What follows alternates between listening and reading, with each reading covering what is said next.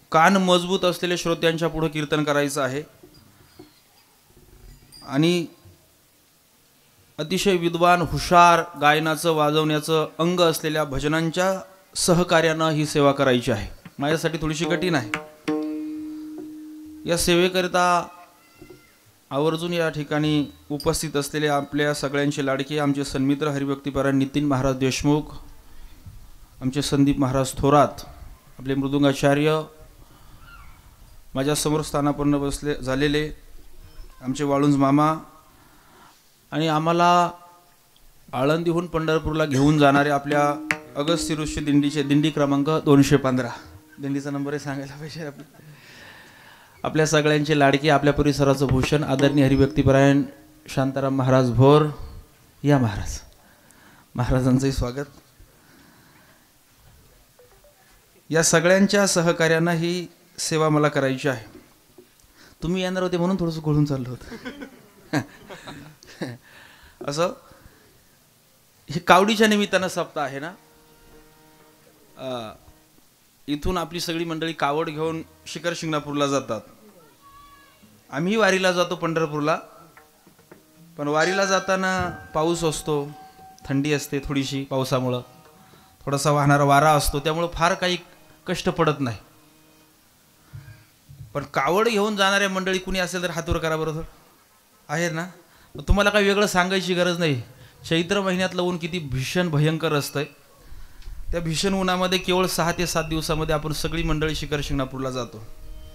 मी सुद्धा 5 वर्ष पायी कावड घेऊन गेलेलो आहे आमच्या घोडसरवाडी ते शिखर शिंगणापूर. तुम्हाला नाही कळणार, त्यांना कळेल. मी आमच्या दिंडीचा कावडी आप्पा होतो. कावडी आप्पा म्हणजे त्यांना कळेल. जो कावड घेऊन पुढे चालतो दिंडीच्या पुढे किंवा सतत ज्यांच्या खांद्यावरती कावड असते त्यांना या कावड सोहळ्यामध्ये कावडी आप्पा म्हणतात. आमच्या दिंडीचा मी आणि आणखी 2-4 जण कावडी आप्पा होतो. मोठा आनंद महादेवाला जाताना. असो, आजची ही सेवा आपल्याला सुरू करायला जरी थोडासा उशीर झालेला असला तरी संपवताना मात्र मी वेळेतच संपवील. आजच्या या सेवेकरता तुकाराम महाराजांचा अतिशय महत्त्वाचा अभंग घेतलेला आहे. अभंगाचं चिंतन करायला फार वेळ नाही आहे. मला तुमच्याकडून फार काही अपेक्षा नाही आहे. फक्त पुढील जे काही 1-1.25 तास आपलं या ठिकाणी कीर्तन रूपी चिंतन होणार आहे, त्यामध्ये फक्त तुम्ही गडबड करू नका, गोंधळ करू नका, मध्ये कोणी उठू नका. तुकोबरायांच्या गाथ्याचं चिंतन आहे. कृपया आपण शांतपणे ऐका. विठ्ठल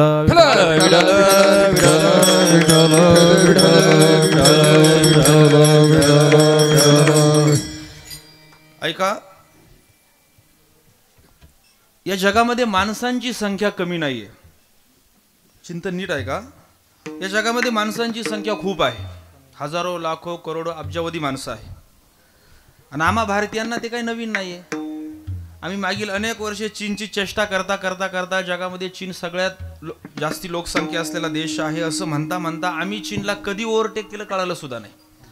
आता जगामध्ये लोकसंख्येच्या बाबतीमध्ये आपण सगळ्यात पुढे आहोत. जगात आपण पहिल्या क्रमांकाला आहोत. मला मुद्दा असा सांगायचं की या जगामध्ये माणसं खूप आहे, पण देवाची लीला पहा, देवाची कला पहा. जगात अब्जावधी माणसं आहे, पण एक माणूस दुसऱ्यासारखा नाही. प्रत्येकाचं दिसणं वेगळं आहे. समजा एकाच आईच्या पोटी जुळे म्हणून समजा कुणी जन्माला आलं, आपण म्हणतो ना नाकतोंडी जरी ते सारखे असले तरी त्यांचं बोलणं समान नाही, त्यांचा विचार करण्याची पद्धत सारखी नाही, त्यांची बोलायची पद्धत सारखी नाही. जगासोबत त्यांचा व्यवहार करायची पद्धत भिन्न आहे. गर्दी खूप आहे, सगळ्या गोष्टी भिन्न भिन्न आहे. पण या सगळ्या अब्जावधी लोकांमध्ये एका बाबतीमध्ये साम्य आहे. साम्य आहे. माझं क्षेत्र वेगळं, तुमचं क्षेत्र वेगळं, माझं बोलणं वेगळं, तुमचं बोलणं वेगळं, माझी विचार करायची पद्धती वेगळी, तुमची विचार करायची पद्धती वेगळी, माझं नाव वेगळं, तुमचं नाव वेगळं, माझं गाव वेगळं, तुमचं गाव वेगळं, सगळं आपलं वेगळं आहे. पण आपल्या दोघांच्या मध्ये एक गोष्ट साम्य आहे, समान धागा आहे. तो धागा असा आहे की तुमचं आणि माझं ध्येय समान आहे. आपलं सगळ्यांचं ध्येय समान आहे. माणूस कोणत्याही क्षेत्रात असू द्या, तो कीर्तनकार असू द्या, तो गायक असू द्या, तो वादक असू द्या, तो व्यावसायिक असू द्या, तो नोकरदार असू द्या, तो चोर असू द्या, तो पुढारी असू द्या. खरं तर ही दोन म्हणायला नव्हते लागत, चोर पुढारी असो, पण तो चोर असू द्या, तो पुढारी असू द्या, तो खोटं बोलणारा असू द्या, तो निंदा करणारा असू द्या, तो साधू असू द्या, तो कुणीही असू द्या.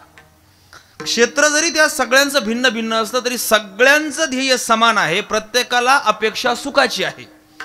माणसाची ही सहज प्रवृत्ती आहे की त्याला सुख पाहिजे, सुख पाहिजे. चोराला विचारा चोरी कशा करता करतो, तो म्हणतो महाराज चांगलं मोठं घर बांधायचं आहे, चांगला पलंग घ्यायचा आहे, त्याची गादी घ्यायची, एसी घ्यायचा आहे, अमुक घ्यायचं, गाडी घ्यायची, अमुक तमुक तमुक तमुक. पण गाडी म्हणजे सुख नाही, बंगला म्हणजे सुख नाही, पैसे म्हणजे सुख नाही, त्याच्यामध्ये सुख नाही. हा, पण ते आल्यानंतर मला सुख येईल अशी त्याची भावना असते. शेतकऱ्याची तीच भावना आहे, माझ्या शेतामध्ये चांगला माल यावा, त्याच्यातून मला चांगले 4 पैसे मिळावे, त्याच्यातून मी मला आवश्यक त्या वस्तू घ्याव्या आणि त्या वस्तू माझ्या सुखाला कारण ठराव्या अशी त्याची अपेक्षा आहे. माझा मुद्दा आहे का, मला आधी अभंगाची साखळी लावून देऊ द्या. अपेक्षा सगळ्यांना सुखाची आहे. मग त्याच्याकरता माणूस काय करतो माहिती आहे का, सुखात राहण्याकरता दुसऱ्यापेक्षा पुढे जाण्याचा प्रयत्न करतो. आमची सुखाची व्याख्या काय आहे, प्रापंचिक समृद्धता ही आमची सुखाची व्याख्या आहे. आणि सांगू का, जोपर्यंत आमच्या सुखाचा निकष प्रापंचिक समृद्धता आहे ना, तोपर्यंत आमच्या मनाला, अंतःकरणाला, आमच्या चित्ताला सुख, समाधान, शांतता मिळू शकत नाही. विठाला प्रापंचिक समृद्धता हा सुखाचा निकष असू शकत नाही. लक्षात घ्या, सुखात राहण्याकरता पैसे लागत नाही, सुखात राहतो हे दाखवण्याकरता पैसे लागतात. सुखात राहण्याकरता पैसे नाही ना लागत. तुकोबरायांचा 7-12 तुकोबरायांनी गाथ्यामध्ये सांगितलाय. तुकोबरायांची संपत्ती किती सांगितली त्यांनी गाथ्यामध्ये, तुम्ही पहा. तुकोबरायांकडे किती बंगले, किती गाड्या, किती पैसे होते, कुठं कुठं त्यांनी जागा घेऊन ठेवल्या होत्या, सगळं सांगितलंय. काय काय आहे पहा तुम्ही. एक प्रसिद्ध अभंग तुकोबरायांनी त्यांची संपत्ती सांगण्याकरता सांगितलं. मला आम्ही सदैव सुडाके जवळी येता चोर धाके, हा जाऊ पुढती भिके, कुत्रे घर राखीती. आम्ही सदैव सुडाके जवळी येता चोर धाके, जाऊ पुढती भिके, कुत्रे घर तुकोबरायांनी त्यांचा सगळा 7-12 सांगितला. आम्ही सदैव सुडके जवळी येता चोर धाके, जाऊ पुढती भिके, कुत्री घरे राखीती, नांदणूक ऐसी सांगा, नाही तरी वाया. तुकोबरायांचा सगळा अभंग तो पाहून घ्या, मुद्दामून पहा, मुद्दामून पहा. आता साधा विचार करा, साधा विचार करा माता भगिनी, साधा विचार करा. आपल्या शेजारी राहणारा एखादं कुटुंब किंवा आपल्या भाऊबंधातलं एखादं कुटुंब किंवा आपल्या गावातलं एखादं कुटुंब, ते कुटुंब सुखी आहे हे आपण कसं म्हणतो? आपण म्हणतो की नाही बाई ग, त्यांचं फार मोठा बंगला आहे म्हणजे सुखी, त्यांच्याकडे खूप गाड्या आहे म्हणजे सुखी, त्यांच्याकडे खूप पैसा आहे म्हणजे सुखी, त्यांच्याकडे खूप जमीन आहे म्हणजे सुखी, बरोबर ना? मग हा नियम जर आपण तुकोबरायांना लावला की आम्ही सदैव सुडके, सुडके या शब्दाचा अर्थ दरिद्री, आम्ही इतके दरिद्री आहोत, तुकोबराय म्हणतात की आमच्या घरात जर चोरी करण्याकरता जर एखादा चोर आला आणि त्यांनी जर आमचं घर पाहिलं तर चोर म्हणेल उगाच चक्कर वाया गेला, तो चोर खिशात हात घालेल आणि तुकोबरायांना 10 रुपये देऊन निघून जाईल, क्षमा करा तुमच्या घरात चोरी करायला आलो, अशी तुकोबरायांची परिस्थिती. मग व्यावहारिक दृष्ट्या सांगा, जसं आपण बोलतो प्रॅक्टिकली, मग सांगा तुकोबराय सुखी का दुखी? दुखी ना, काहीच नाहीये. तुकोबरायांना नीट घालायला कपडे नाहीये, आथरायला कपडे नाहीये, पांघरायला कपडे नाहीये, राहायला घर नाहीये, स्वतःची जमीन नाहीये, काही नाहीये, काही नाहीये. मग आपल्या दृष्टिकोनातून तुकोबराय कोण? दुःखी आणि फार गरीब, फारच गरीब. पण काही पत्रकार बूम घेऊन तुकोबरायांकडे गेले प्रतिक्रिया घ्यायला. थांबा थांबा म्हणे महाराज, आम्हाला तुमची प्रतिक्रिया घ्यायची. काय प्रतिक्रिया? त्यांनी सांगितलं महाराज तुम्हाला राहायला घर नाही, तुम्हाला कपडे नाही, तुमच्या नावे बँक बॅलन्स नाही, तुम्हाला जमीन नाही, समाजामध्ये तुम्हाला प्रतिष्ठा राहिली नाही, लोक तुमची चेष्टा करतात, म्हणजे तुमच्या जीवनामध्ये दुःख नाही, नाही दुःखाचा सागर असेल ना, असा प्रश्न विचारला. तुकोबरायांनी त्याच्यावरती दिलेली प्रतिक्रिया फारच फार बोलकी आहे, फार म्हणजे धक्कादायक आहे, फार धक्कादायक आहे.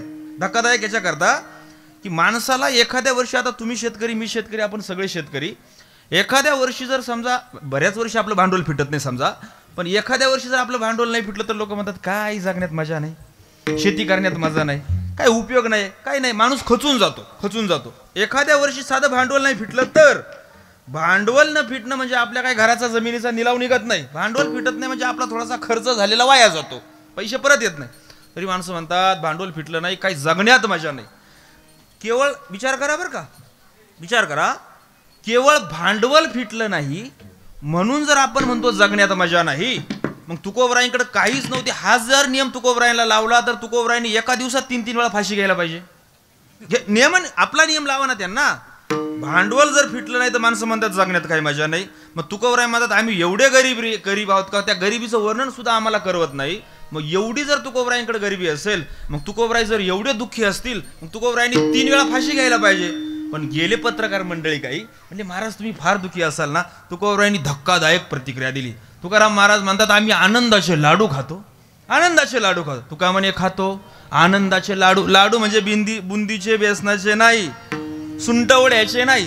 हा सुंटवडा शब्द म्हणायला फार कंटाळा येतो. आपल्याकडे सुटवडा म्हणायची पद्धत आहे, पण सुंटवडा असं फार वळून म्हणावं लागतं. तुकोबराय म्हणाले आम्ही आनंदाचे लाडू खातो. फरक पहा. एका बाजूला तुकोबरायांची परिस्थिती, आर्थिक परिस्थिती फार खालच्या दर्जाची आहे, काहीच नाही. आणि दुसऱ्या बाजूला तुकोबरायांची मनाची स्थिती, पारमार्थिक स्थिती एवढी उंच आहे का तुकोबराय म्हणतात आम्ही आनंदाचे लाडू खातो म्हणजे दुःख नावाची गोष्ट आम्हाला शिवतही नाही.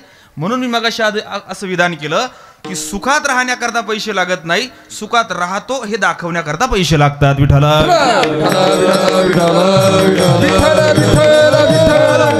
माणसं काय करतात माहितीये का, समोरच्याच्या पुढे जाण्याचा प्रयत्न करतात. त्यांनी दुचाकी घेतली ना सुखा करता, मी माझ्या सुखा करता 4 चाकी घेऊन दाखवेल.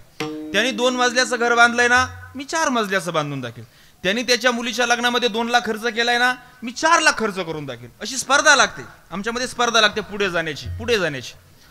पण या स्पर्धेचा शेवट जरी झाला ना तरी आम्हाला जे पाहिजे ते मिळत नाही. स्पर्धेचा शेवट जरी झाला म्हणजे कोणता शेवट, आर्थिक सुबत्तेच्या बाबतीमध्ये तुम्ही जगाचे बाप जरी झालात तरी तुम्हाला आर्थिक सुबत्ता, भौतिकता सुख मिळून देऊ शकत नाही. करिता भरभरी बाबाची पुरी वाहवती, बाबाची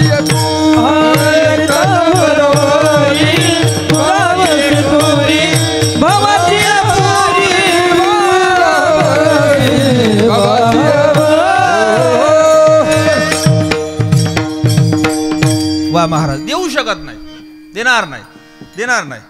कारण त्याच्यामध्ये ते नाही. मी तुम्हाला एक उदाहरण सांगतो आणि एक श्लोक सांगतो. उदाहरण असं आहे, आपल्या भारतातला सगळ्यात श्रीमंत माणूस कोण आहे? अंबानीच आहे. भारतातला सोडा, जगात ते बदलत राहतं 1-2 महिन्याला. जगात सगळ्यात श्रीमंत कोण ते मागं पुढे होत राहतं, कधी 4 नंबरला, कधी 5 नंबरला, कधी 3 नंबरला, कधी 2 नंबरला. मग मला सांगा, जगात सगळ्यात जास्त श्रीमंत जर तो अंबानी असेल, भारतामध्ये सगळ्यात जास्त श्रीमंत जर तो अंबानी असेल, कुठल्याही गोष्टीची वानवान असेल, इतका श्रीमंत आहे तो. मागे 2 महिन्यापूर्वी त्याच्या मुलाचा साखरपुडा झाला. त्याच्या मुलाच्या साखरपुड्याचा खर्च फक्त 1200 कोटी. फक्त 1200 कोटी साखरपुड्याचा. बरं, अजून लग्न बाकी आहे.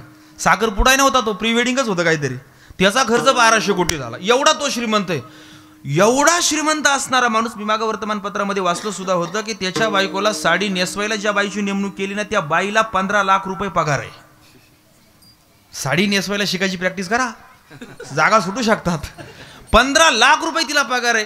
15 लाख त्या बाईला. म्हणजे सुबत्ता फार आहे.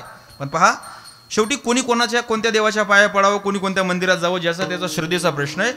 पण तुम्ही लक्ष ठेवून राहा, आपण सगळे लोक बातम्या पाहतो, टीव्ही बघतो, पेपर वाचतो, मोबाईल बघतो.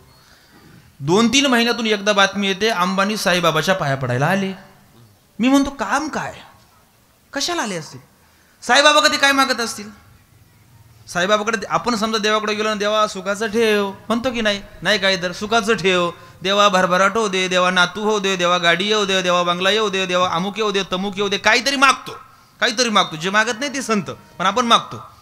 मग तो बाबा साईबाबाकडे काय मागायला जात असेल? तो बाबा काय मागायला जात नाही, मागायला काही जात नाही. मागायचं काय, बाबाला द्यायला जात असेल उलट, मागायचं काय. पण तो तरी साईबाबाच्या मंदिरामध्ये जातो. याचं कारण काय माहितीये का? विषय पैशाचा नाही, मुद्दा असा आहे, आता तात्पर्य सांगतो.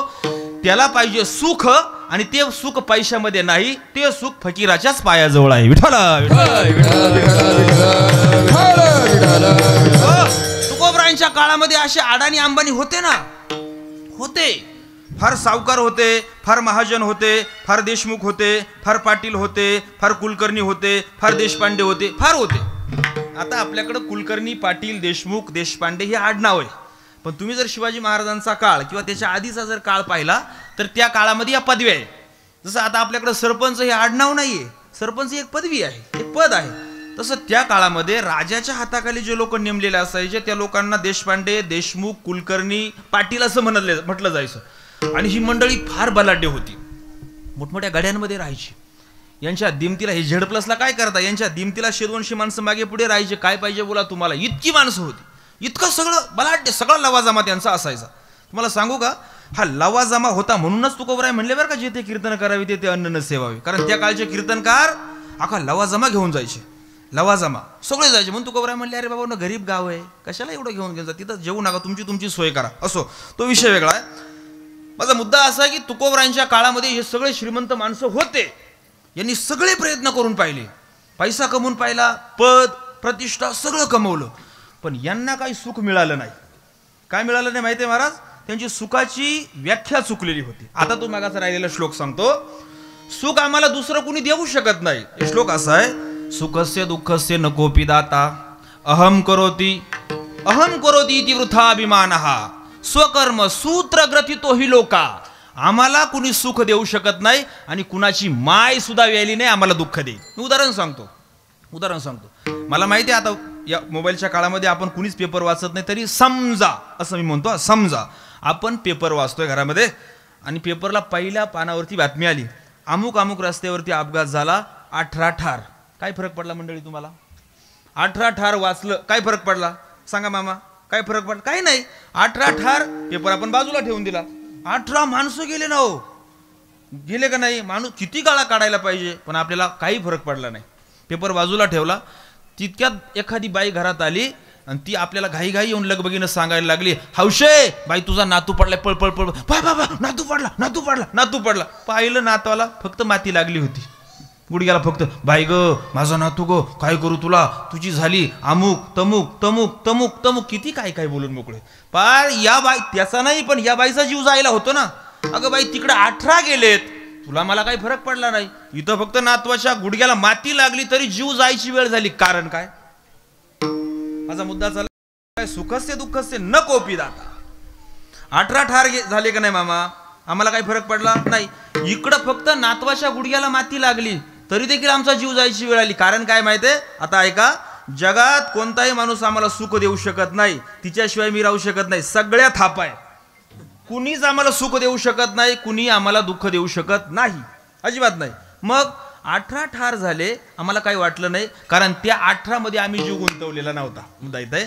आणि आमच्या नातवाला नुसतं खरचटलंही नाही, नुसती माती लागली तरी आमचा जीव वर खाली झाला. याचं कारण काय? आम्ही आमच्या नातवामध्ये जीव गुंतवला होता. विठ्ठला आपण आपला जीव ज्या ठिकाणी गुंतवतो त्या ठिकाणी ती व्यक्ती आपल्यापासून लांब जाते असा भास झाला की सुख आहे, दुःख आहे. लांब जाते असा आपल्याला जाणीव झाली की दुःख आहे, आणि ती व्यक्ती आपल्या सोबत आहे अशी जाणीव जोपर्यंत आपल्याला आहे तोपर्यंत सुख आहे. मग तुकोबरायांच्या काळामध्ये ही सगळी मंडळी होती सुखाकरता प्रयत्न करणारी. हे अक्षरशः रत झाले, आपल्याकडचा शब्द आहे तपी झाले, त्यांना सुख नाही मिळालं. मग माणूस काय करतो माहिती आहे का? एक ईर्ष्या निर्माण होते, एक न्यूनगंड उत्पन्न होतो. माझ्याकडे सगळं काही आहे आणि त्याच्याकडे काही नाही, तरी त्या बाबाच्या चेहऱ्यावरचा हसू कमी होत नाही, तरी त्या बाबाच्या चेहऱ्यावरचं तेज कमी होत नाही. आणि माझ्याकडे एवढी संपत्ती आहे, पेटलं तर विझणार नाही एवढं माझ्याकडे आहे, पण रोज घरात किरकिर, भांडणं, मुलगा धावून येतो, बायको हात टाकते, अमुक तमुक, काय करावं? मग अशी माणसं लपून छपून त्या माणसाचा कानोसा घेतात. नेमकी ह्या बाबाक काय आहे? ही सगळी मंडळी तुकोबरायांकडे गेली. तुकोबरायांनी सांगितलं, या बसा मंडळी बसा. पहिल्यांदा एकाने प्रश्न केला, म्हणले महाराज तुमच्याकडे काही जडीबुटी आहे का? तुमच्याकडे काही औषध, काही मंत्र, काही तंत्र, काही विद्या काही असेल तर द्या. आपल्याला म्हणतात ना, कुठं घरी गेलं, महाराज हे आमचं कार्टन लय फिरून बोल, तुमच्याकडे आहे का काही जडीबुटी? आता आम्ही जडीबुटी विकतोय काय? लोक म्हणतात. तसे तुकोबरायांकडे काही मंडळी गेली, म्हणले महाराज अहो आमच्याकडे फार संपत्ती आहे, बघा ना यांच्याकडे एवढ्या संपत्ती, 100 एकराचा मालक आहे, याच्याकडे अमुक पद आहे, तमुक पद आहे, पण जीवाला शांतता नाही हो. पण महाराज तुम्हाला राहायला घर नाही, तुम्हाला घालायला कपडे नाही, तुमच्या नावे 1 रुपया सुद्धा नाही, समाजामध्ये कुणी तुम्हाला मान सन्मान देत नाही, पण महाराज तुम्ही कायम आनंदामध्ये असता, काय केलं पाहिजे? तुकोबराय म्हणतात, बाबांनो माझ्यासारखाच आनंद तुम्हालाही होईल, फक्त मी जे सांगेल ते तुम्ही कराल का? ती मंडळी म्हटली, महाराज तुम्ही सांगा आम्ही करतो. मग तुकोबराय म्हणले, हे करा. अभंगाचं पहिलं चरण. संत समागमे एखादी परी, संत समागमे एखादी परी, संत समागमे एखादी परी, संत समागमे एखादी परी संत समागमे एखादी परी संत समागमे एखादी परी संत समागमे एखादी परी संत समागमे एखादी परी हो भावे तै द्वारी श्वान याती भावे तै द्वारी श्वान याती भावे तै द्वारी श्वान याती भावे तै द्वारी श्वान याती भावे तै द्वारी श्वान याती भावे तै द्वारी श्वान याती भावे तै द्वारी श्वान याती भावे तै द्वारी श्वान याती येथे राम नाम होईल श्रवण येथे राम नाम होईल श्रवण येथे राम नाम होईल श्रवण येथे राम नाम होईल श्रवण येथे राम नाम होईल श्रवण येथे राम नाम होईल श्रवण येथे राम नाम होईल श्रवण येथे राम नाम होईल श्रवण संत समागमे एखादी परी भावे तै द्वारी श्वान याती भावे तै द्वारी श्वान याती भावे तै द्वारी श्वान याती संत समागमे एखादी परी द्वारी श्वान याती भावे तै द्वारी श्वान याती भावे तै द्वारी श्वान वाह. ती मंडळी महाराजांकडे आली. महाराजांच्या सुखाचं समाधानाचं कारण विचारलं आणि तुकोबरांनी सांगितलं, बाबांनो माझ्यासारखंच अवीट सुख तुम्हालाही मिळेल. तुम्ही एवढंच करा. काय करा? संत समागम एखादी परी व्हावे तयेद्वारी श्वानयती. तुम्ही संतांची संगत करा. संतांचा समागम करा. समागम म्हणजे संगत करा. मनुष्य हा समाजशील प्राणी आहे. त्याला कुणाची ना कुणाची संगत करावीच लागते. माणसाचं आयुष्य घडतं संगतीनं आणि बिघडतं संगतीनं. संगतीनंच माणसाचं आयुष्य घडतं आणि संगतीनंच माणसाचं आयुष्य बिघडतं. माझ्या आजूबाजूला उभे असणाऱ्या कोणत्याही गायकाला विचारा, कोणत्या टाळकऱ्याला विचारा, पखवाजाला विचाराल, म्हणलं महाराज तुम्ही वादक कसे काय झाले? नाही म्हणजे आम्ही यांच्या संगतीत राहिलो म्हणून वादक, आम्ही अमक्याच्या संगतीत राहिलो म्हणून गायक झालो. संगतीनं माणसाचं आयुष्य घडतं आणि संगतीनं माणसाचं आयुष्य बिघडतं. माणसाच्या जीवनामध्ये सगळ्यात महत्त्वाचं काय असेल तर संगत आहे. सगळ्यात महत्त्वाचं. संगत जर चुकली तर माणसाचं आयुष्य चुकलं. संगत काय करते माहिती आहे का? संतांची संगत किंवा चांगल्याची संगत ही आमच्या जीवनाचा परिणाम निश्चित करते. एखादी गोष्ट चांगली आहे की वाईट ती त्याच्या लगेच तात्काळ बघण्यातून कळत नाही, त्याच्या परिणामातून कळते. माझं बोलणं नीट आहे का बरं? एखादी गोष्ट चांगली आहे की वाईट आहे लगेच कळत नाही. दोन मुळाच्या आत कसं कळेल सुनबाई कशी आहे? लगेच कसं? ती पहिल्यांदा आल्या ती कुणाला मी एव्हा तेव्हा जेव्हा वगैरे वगैरे सगळं कळणार, सगळ्यांनाच म्हणणार आहे. थांबा ना जरा, एखादा तुमच्या मांडीव येऊ द्या, मग सासूचा आदर केला तर सून गुणवान म्हणायला हरकत नाही. वेळ जाऊ द्यावा लागतो. डॉक्टरकडे समजा तुम्ही तुमच्या एखाद्या बाळाला घेऊन गेले, सांगितलं खोकला झालाय, ताप झालाय, डॉक्टर औषध देतो, ते औषध कडू आहे. औषध जरी कडू असलं, कडूकडे लक्ष देऊ नका, त्या औषधाचा परिणाम पहा. परिणाम काय आहे? तुमच्या बाळाला झालेला विकार किंवा तो रोग किंवा तो आजार ते औषध घालवणार आहे. संगत काय करते? संगत मानवी जीवनाचा परिणाम निश्चित करते. ऐका बरं मंडळी, संगत मानवी जीवनाचा परिणाम निश्चित करते. परिणाम पतन उद्धार संगाचा महिमा त्याच्या बेअधमा संत सेवी, त्याच्या बेअधमा संत सेवी, त्याच्या बेअधमा संत सेवी. पतन उद्धार संगाचा महिमा त्याच्या बेअधमा संत सेवी, त्याच्या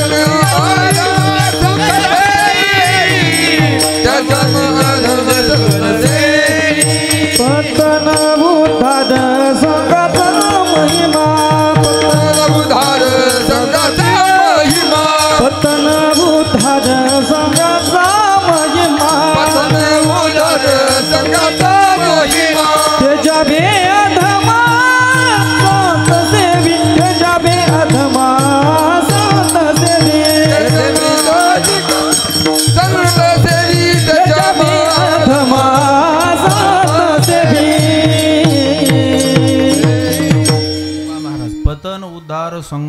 महिमा. एखाद्याचं पतन होणं किंवा एखाद्याचा उद्धार होणं हा संघाचा परिणाम.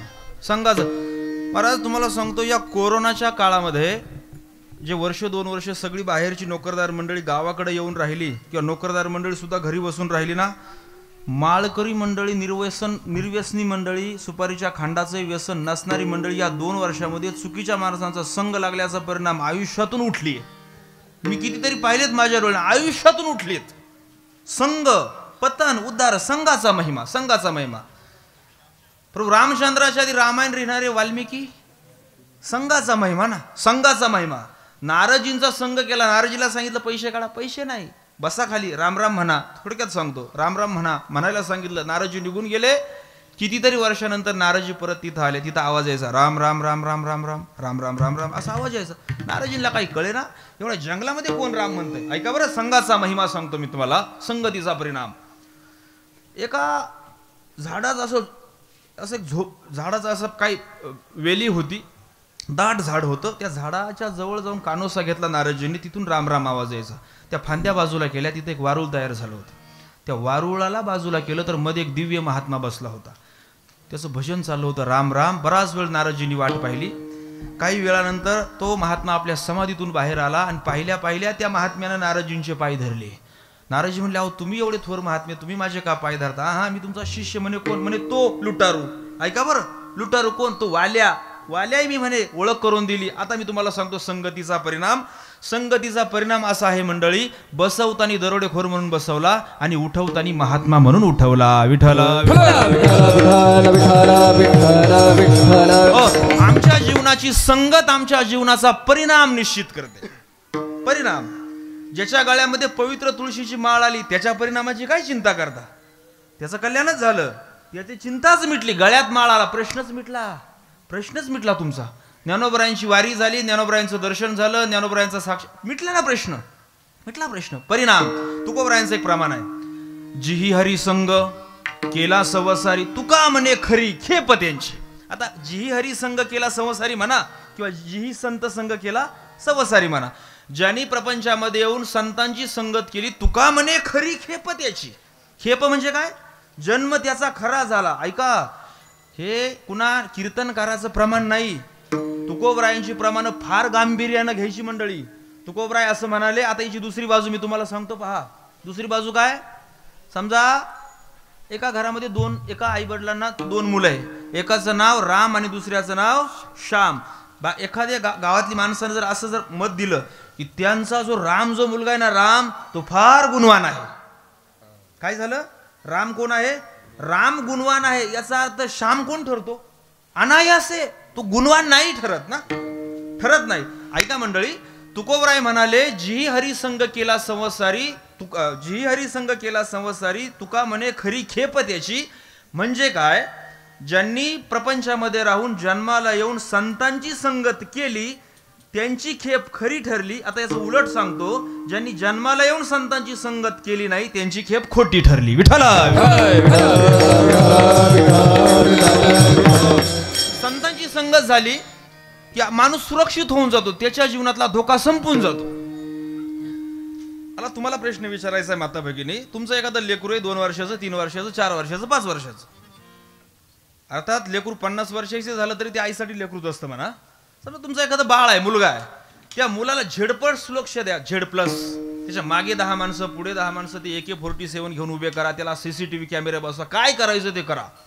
जणू वारा सुद्धा त्याच्या परवानगीशिवाय त्याच्या जवळ येऊ शकत नाही, इतकी तजवीज त्याच्या सुरक्षेची करा. तो मुलगा सुरक्षित आहे का तरी बोला. नाही. तरी देखील तो मुलगा सुरक्षित नाही. त्याला ABZY काय ती सुरक्षा द्यायची ती द्या, तरी तो मुलगा सुरक्षित नाही. पण तो मुलगा जर आपल्या आईच्या मांडीवर बसला आणि फाटलेल्या लुगड्याच्या पदराखाली जर तो मुलगा आला तर तो मुलगा सुरक्षित आहे. तसं जगात तुम्ही पैसा कमवा, जगात तुम्ही प्रतिष्ठा कमवा, जगात तुम्ही अब्रू कमवा, इब्रत कमवा, काय कमवायचं ते कमवा, पण जोपर्यंत आपण संतांच्या संगतीमध्ये येत नाही तोपर्यंत आमच्या जीवनाची सुरक्षितता निश्चित होत नाही. विठ्ठल.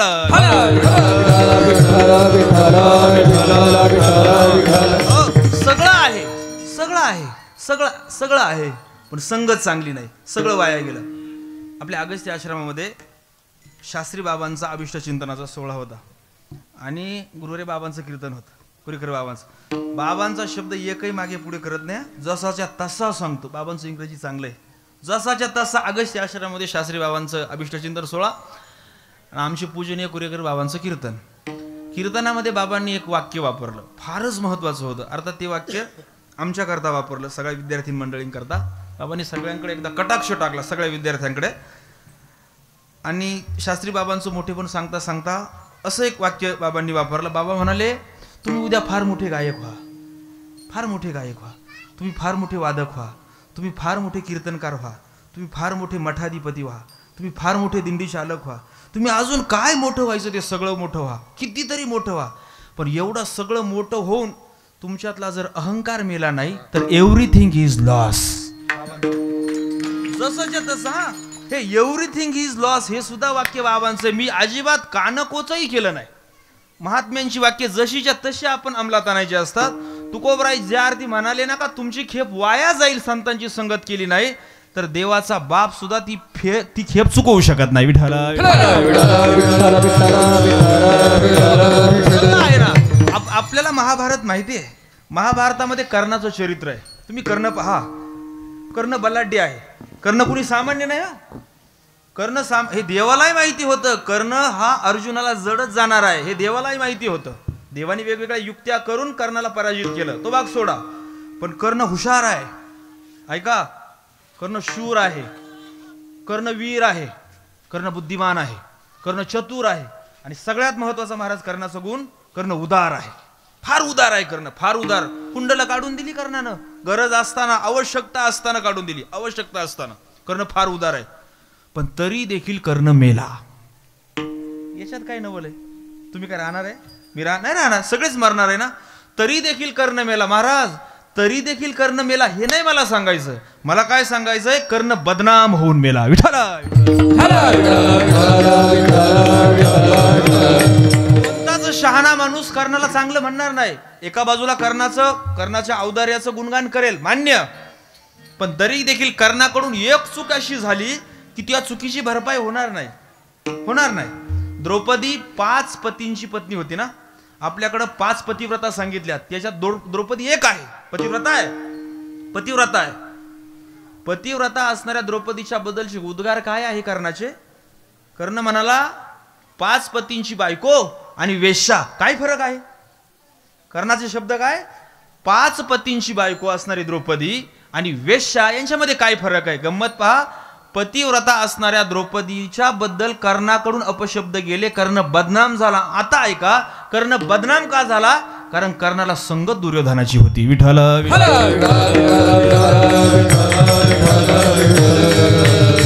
माणसाच्या जीवनात संगत फार महत्वाची. कारण संगत काय करते माहिती आहे का? आपण ज्याची संगत करतो तसं बनण्याचा प्रयत्न करतो. लक्षात घ्या माझा मुद्दा. मी काय सांगितलं? आपण ज्याची संगत करतो तसं बनण्याचा प्रयत्न करतो. तुमचा एखादा मुलगा वारकऱ्यासोबत जर राहिला ना, 4-8 दिवसात त्याच्या गळ्यामध्ये माळ घालण्याचे विचार येतील, माळ घालण्याचे. तुमचा एखादा मुलगा जर एखाद्या वादकाबरोबर राहिला तर तुम्ही निरीक्षण करा. 8 दिवस फक्त आमच्या बंडू महाराजांबरोबर राहू द्या, 9व्या दिवशी तुमचा मुलगा तुमचे असे वाजवी. हा संघाचा परिणाम आहे, हा संघाचा परिणाम आहे. तुमचा मुलगा 4-8 दिवस आमच्या नितीन महाराजांसोबत, आमच्या सावंत महाराजांसोबत पाठवा, तो सारेगम म्हणायला सुरुवात करेल. संघाचा परिणाम आहे, संघाचा परिणाम आहे. आणि तुमच्या नातवाला तुम्ही फक्त बिडी पेटून आणायला लावा, हा तो तुमच्या विरहित एक परिबंडल आणि काड्याची पिटी दे म्हणाल. आहे का ते परी? नाही, आज आमचे आजोबा फार आणायला लावायचे आम्हाला. आता तुम्ही म्हणाल मग आजीची संगत गेली मग तुम्ही नाही नाही नाही असं नाही, असं नाही झालं. आजोबा लवकर गेले. संगतीचा परिणाम हा असतो. मी काय सांगत होतो ऐका. माझं विधान असं आहे, आपण ज्याची संगत करतो तसं आपण बनत जातो. संतन की संग लाग रे तेरी अच्छी बनेगी. संतन की संग लाग रे तेरी अच्छी बनेगी. संतन की संग लाग रे तेरी अच्छी बनेगी. संतन की संग लाग रे तेरी अच्छी बनेगी. अच्छी बनेगी तेरी बिगड़ी बनेगी. बनेगी तेरी बिगड़ी बनेगी. अच्छी बनेगी तेरी बिगड़ी बनेगी. बनेगी तेरी बिगड़ी बनेगी. लाग सके तो अब लाग रे तेरी अच्छी बनेगी. संतन के संग लाग रे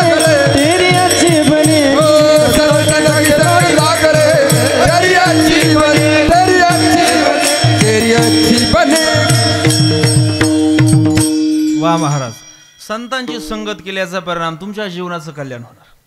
आपण ज्याची संगत करतो तसं आपण बनत जातो. आपण ज्याला आदर्श म्हणतो त्याची आपण संगत करतो, किंवा ज्याची आपण संगत करतो त्याला आपण आदर्श म्हणतो. आज आमच्या मुलांचे आदर्श कोण आहे? अभिनेते. आमच्या मुलांचे आदर्श कोण? खेळाडू. खेळाडू काय करतात? पान मसाल्याची जाहिरात. खेळाडू काय करतात? जुगार खेळायला शिकवतात. जर अशांची संगत आम्ही केली तर उद्या आमच्या मुलांचं भवितव्य काय? सांगण्याकरता कुणा ज्योतिषाची गरज आहे का? कारण आपण एक पुस्तक आहे, मिळालं तर वाचा. आणि एक नियम सुद्धा आहे विज्ञानाचा, द लॉ ऑफ अट्रॅक्शन असा एक नियम आहे. ते पुस्तक आहे, त्याच्यावरती बघा तुम्ही. म्हणजे आपण जसा विचार करतो तसं आपण बनत जातो. आपण जसा विचार करत जातो तसं आपण बनत जातो. त्यामुळे विचार करताना सुद्धा चांगलं बनण्याचा करा. दरोडेखोर बनण्याचा विचार नका करू. चांगला विचार, चांगली संगत, चांगली संगत, चांगला विचार, चांगली विचार आणि चांगला संगत, आपलं भविष्य चांगलं. विठ्ठल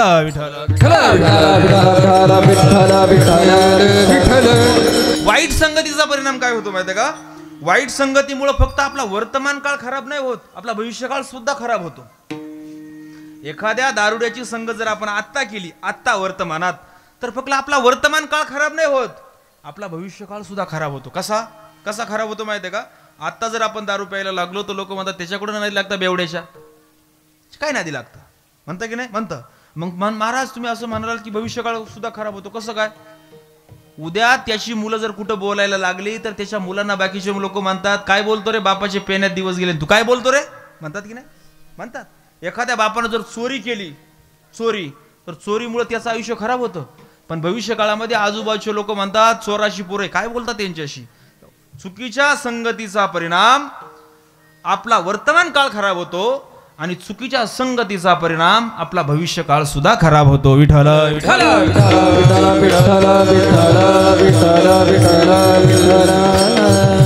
म्हणून तुकोबरायांचा आग्रह आहे तुम्ही संतांचा समागम करा. याच्यात एक प्रश्न आहे. ठीक आहे म्हटले, त्या मंडळी समोर बसलेली होती ना, त्यांनी सांगितलं, म्हणले महाराज ठीक आहे, तुम्ही आम्हाला सांगितलं संतांचा समागम करा, संतांची संगत करा, पण संत कुणाला म्हणायचं? प्रश्न आहे, नुसता प्रश्न नाही, यक्ष प्रश्न आहे. संगत करायची आहे संतांची, पण संत म्हणायचं कुणाला? बरं, संत कुणाला म्हणायचं हेच जर कळलं नाही तर पुढं काय प्रक्रिया होणार आहे आपली? होणारच नाही ना, होणारच नाही. तुकोबराय म्हणले खरं आहे, कारण संत हे कुणा सामान्यांना ओळखू येत नाही. भक्ताचा महिमा. आणि तुकोबराय म्हणतात आपण संत झाल्याशिवाय संत ओळखू येत नाही ना, होत नाही. तुका म्हणी अंगे तरीच महिमान. एखादा समजा फार बोलका पोपट असला, फार ज्ञान पाजळत असला, फार श्लोक पाठ केले, फार विद्वान असला, तो संत नाही. वारकरी संप्रदायाचं हे वैशिष्ट्य सांगतो. वारकरी संप्रदायाचं हे निराळेपण तुम्हाला सांगतो. आता आपल्याकडे पद्धत काय आहे? साहेबाचा मुलगा साहेब, साहेबाचा मुलगा साहेब, पुढाऱ्याचा मुलगा, तिथं निकष नाही. पण वारकरी संप्रदायामध्ये संतांनी अशी मेख मारून ठेवली ना, तुकोबरायांनी सांगितलं मूर्खपणा करू नका, संतांच्या आप्त नवती संत. संतांच्या आप्तांना संत मानायचं नाही, कारण संत ही काही जहागिरी नाही, तो वारसा हक्क नाही. मग बापाचं मुलाला, मुलाचं पुन्हा त्याच्या मुलाला, पुन्हा त्याच्या मुलाला, असा वारसा हक्क नाही. माझ्या बापाची जमीन मला मिळते ना, माझी जमीन समजा माझ्या मुलाला मिळेल. पण संतत्व हे काय वारसा हक्काने मिळत नाही. तुकोबराय म्हणले संत काय? संतांच्या आप्त नवती संत, संतांच्या आप्तांना संत म्हणू नका, हे व्यवहारामध्ये चालेल. मग संत कुणाला म्हणायचं? मोठा प्रश्न आहे. काळ फार बिकट आहे, कलियुग आहे. या कलियुगामध्ये आता लोक स्वतःला ओवाळून घ्यायला लागलेत. ते संत नाही, ओवाळून घेणाऱ्याला संत म्हणू नका. एक विधान सांगतो महाराज तुम्हाला, हे ओवाळणं बिवाळणं सोडा हो. मी अशी काही माणसं पाहिलेत, दह्यात आणि तुपात आंघोळ करणारी मोठमोठी माणसं पाहिलेत महाराज. दह्यात ओवाळणं तर सोडूनच द्या, दह्यात आणि तुपात आंघोळ करणारे, बिस्लेरी सोडून पाणी न पिणारे, डॉक्टरांची टीम सदैव सोबत बाळगणारे, अशी माणसं मी पाहिलेत. ते शेवटी जाताना महारोगाने गेली.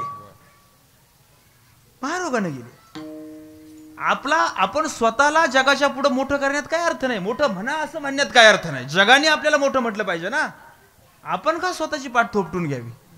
तुकोबराय म्हणाले ठीक आहे, तुम्हाला नाही कळत, संत कसे ओळखावे.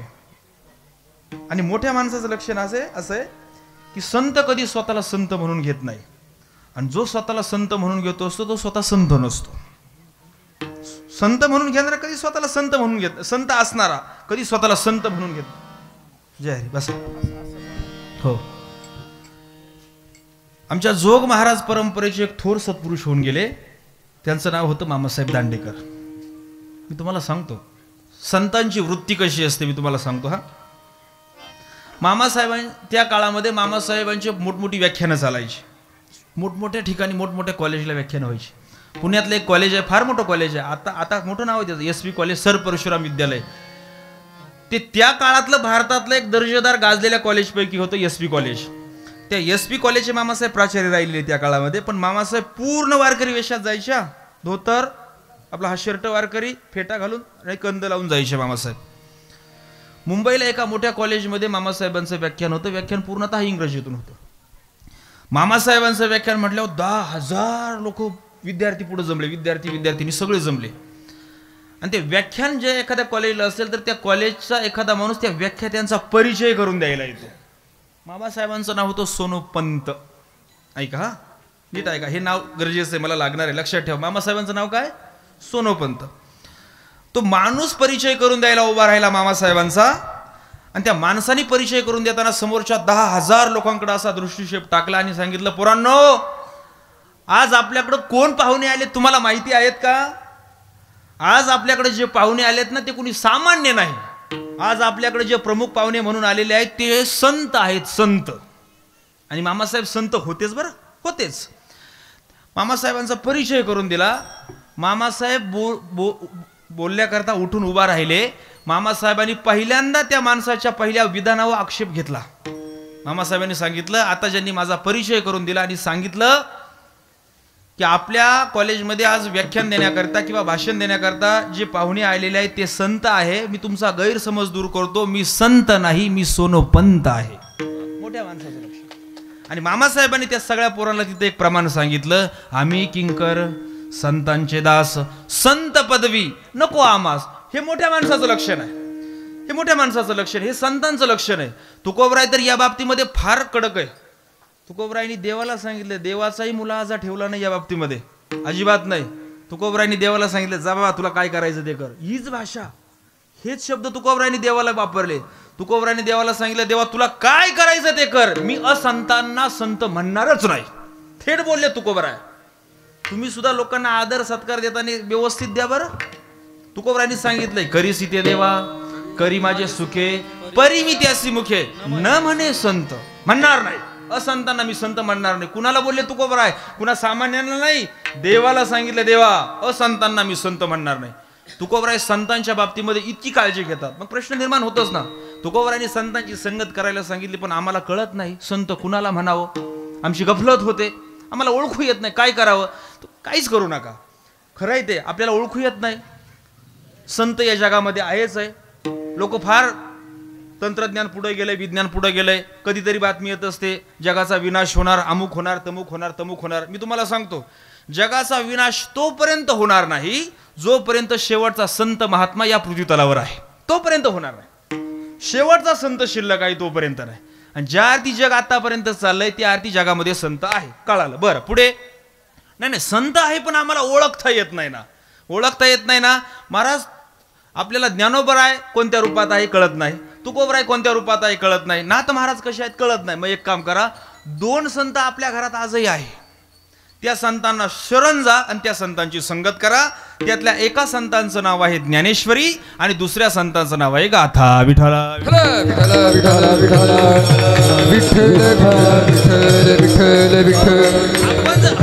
आपण जर गाथ्याची संगत केली, आपण जर ज्ञानेश्वरीची संगत केली तर आपलं जीवन वाया जाण्यातला धोका किती राहतो?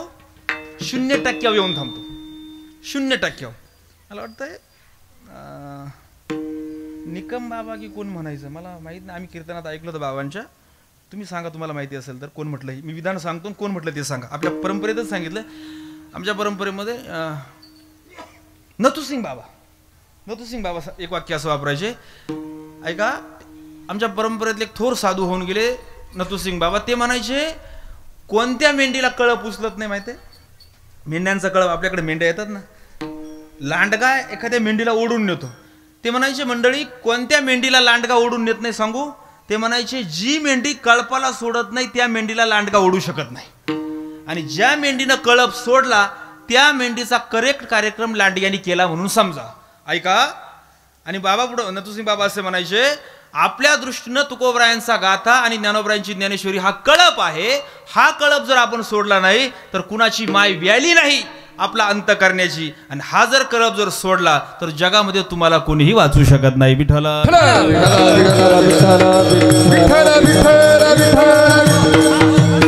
परिणाम आहे. ज्ञानोबरायांची ज्ञानेश्वरी आणि तुकोबरायांचा गाथा घरात चालते बोलते ज्ञानोबराय, चालते बोलते तुकोबराय. इतरत्र काय शोधताय तुम्ही महाराज? काय शोधताय? माझं म्हणणं थोडंसं कायम माझा एक आग्रह असतो, आपल्या लोकांनी काही गरीब राहायचा ठेका नाही घेतला, भरपूर श्रीमंत व्हावं, भरपूर. तुकोबरायांनी समाजशास्त्र मांडताना पहिलाच अभंग सांगितला, जोडून या. हा एवढं सोयीचं आहे. पुढं अशी खुंटी ठोकून ठेवली. हा अवघड आहे. धन जोडा, सन्मार्गानं जोडा. म्हणजे पैसे कमवायला वारकरी संतांचा ना नाहीये. फक्त तुम्ही नीतीनं कमवा, तुम्ही कष्टानं कमवा, तुम्ही प्रामाणिकपणे कमवा. माझा मुद्दा काय चाललाय की आपण गरीब राहण्याचा ठेका घेतलेला नाही, भरपूर श्रीमंत राहावं. ते गोंदवलेकर महाराजांचं एक पुस्तक आहे, त्या पुस्तकामध्ये एक वाक्य मी वाचलं, फार फार चांगलं वाक्य होतं. गोंदवलेकर महाराज थोर साधू पुरुष होऊन गेले महाराष्ट्रातले. ते असं म्हणाले, काही काही लोक कोणत्याही गोष्टीवरती आक्षेप घेतात. लोकांनी बसलेल्या श्रोत्यांनी आक्षेप घ्यावा कीर्तनकारावरती, हे माझं मत आहे. घ्यावा. एखादा कीर्तनकार अभंग सोडून बोलत असेल तर आक्षेप घ्यावा, कीर्तनात नाही घेऊ, बाजूला घ्यावा. म्हणा महाराज असं करू नका, तुम्ही कीर्तनामध्ये अभंगाला धरून बोला, अभंगाव बोला, आक्षेप घ्यावा, नंतर घ्यावा, हरकत नाही. पण लोक नको त्या गोष्टीवरती कीर्तनकारांचे आक्षेप घ्यायला लागले. लोक म्हणतात कीर्तनकार लोक गाडीत फिरतात, अडचण काय? फिरू नये? तुम्हाला फिरू नये का? आणि का फिरू नये? एखादा कीर्तनकार गाडीत फिरला किंवा न फिरला ना त्याच्या परमार्थाला काही कमी जास्तपणा येत नाही मंडळी. त्याचा काही संबंध नाही, गाडीचा आणि परमार्थाचा काही संबंध नाही, काही संबंध नाही, अजिबात नाही.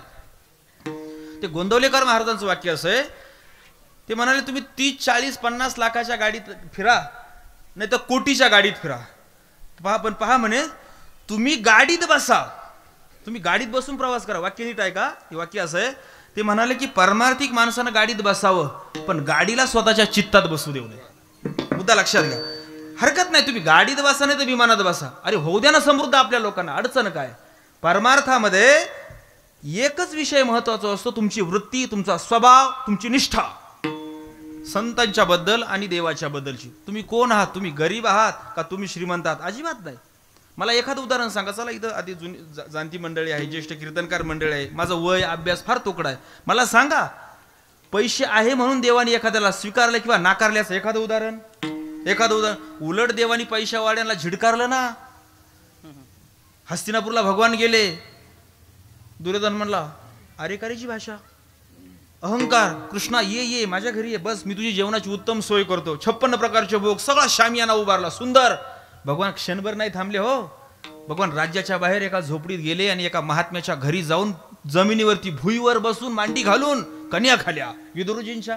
हे चालत नाही परमार्थामध्ये, याला मान्यताच नाहीये, मान्यता नाही. तुम्ही काय आहात, तुम्ही काय कमावता आणि कशात फिरता हे महत्वाचं नाही.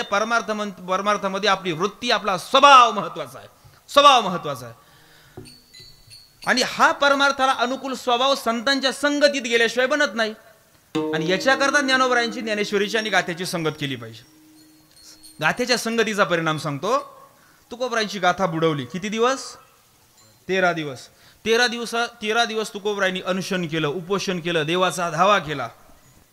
13 दिवसानंतर गाथा तरंगून आली, लाह्यांसारखी तरंगून आली.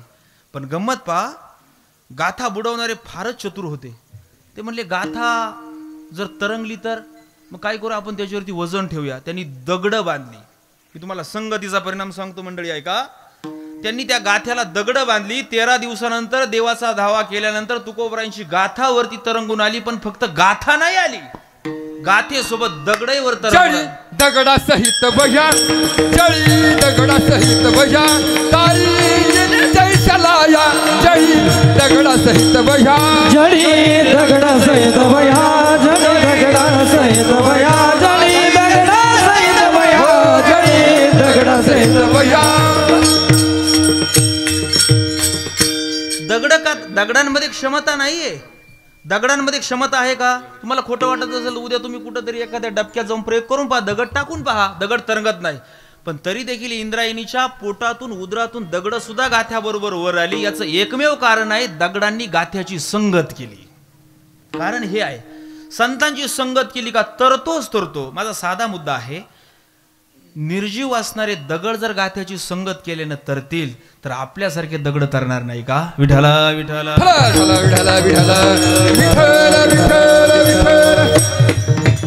या ज्ञानेश्वरी बद्दल मामासाहेब असं म्हणायचे, ऐका,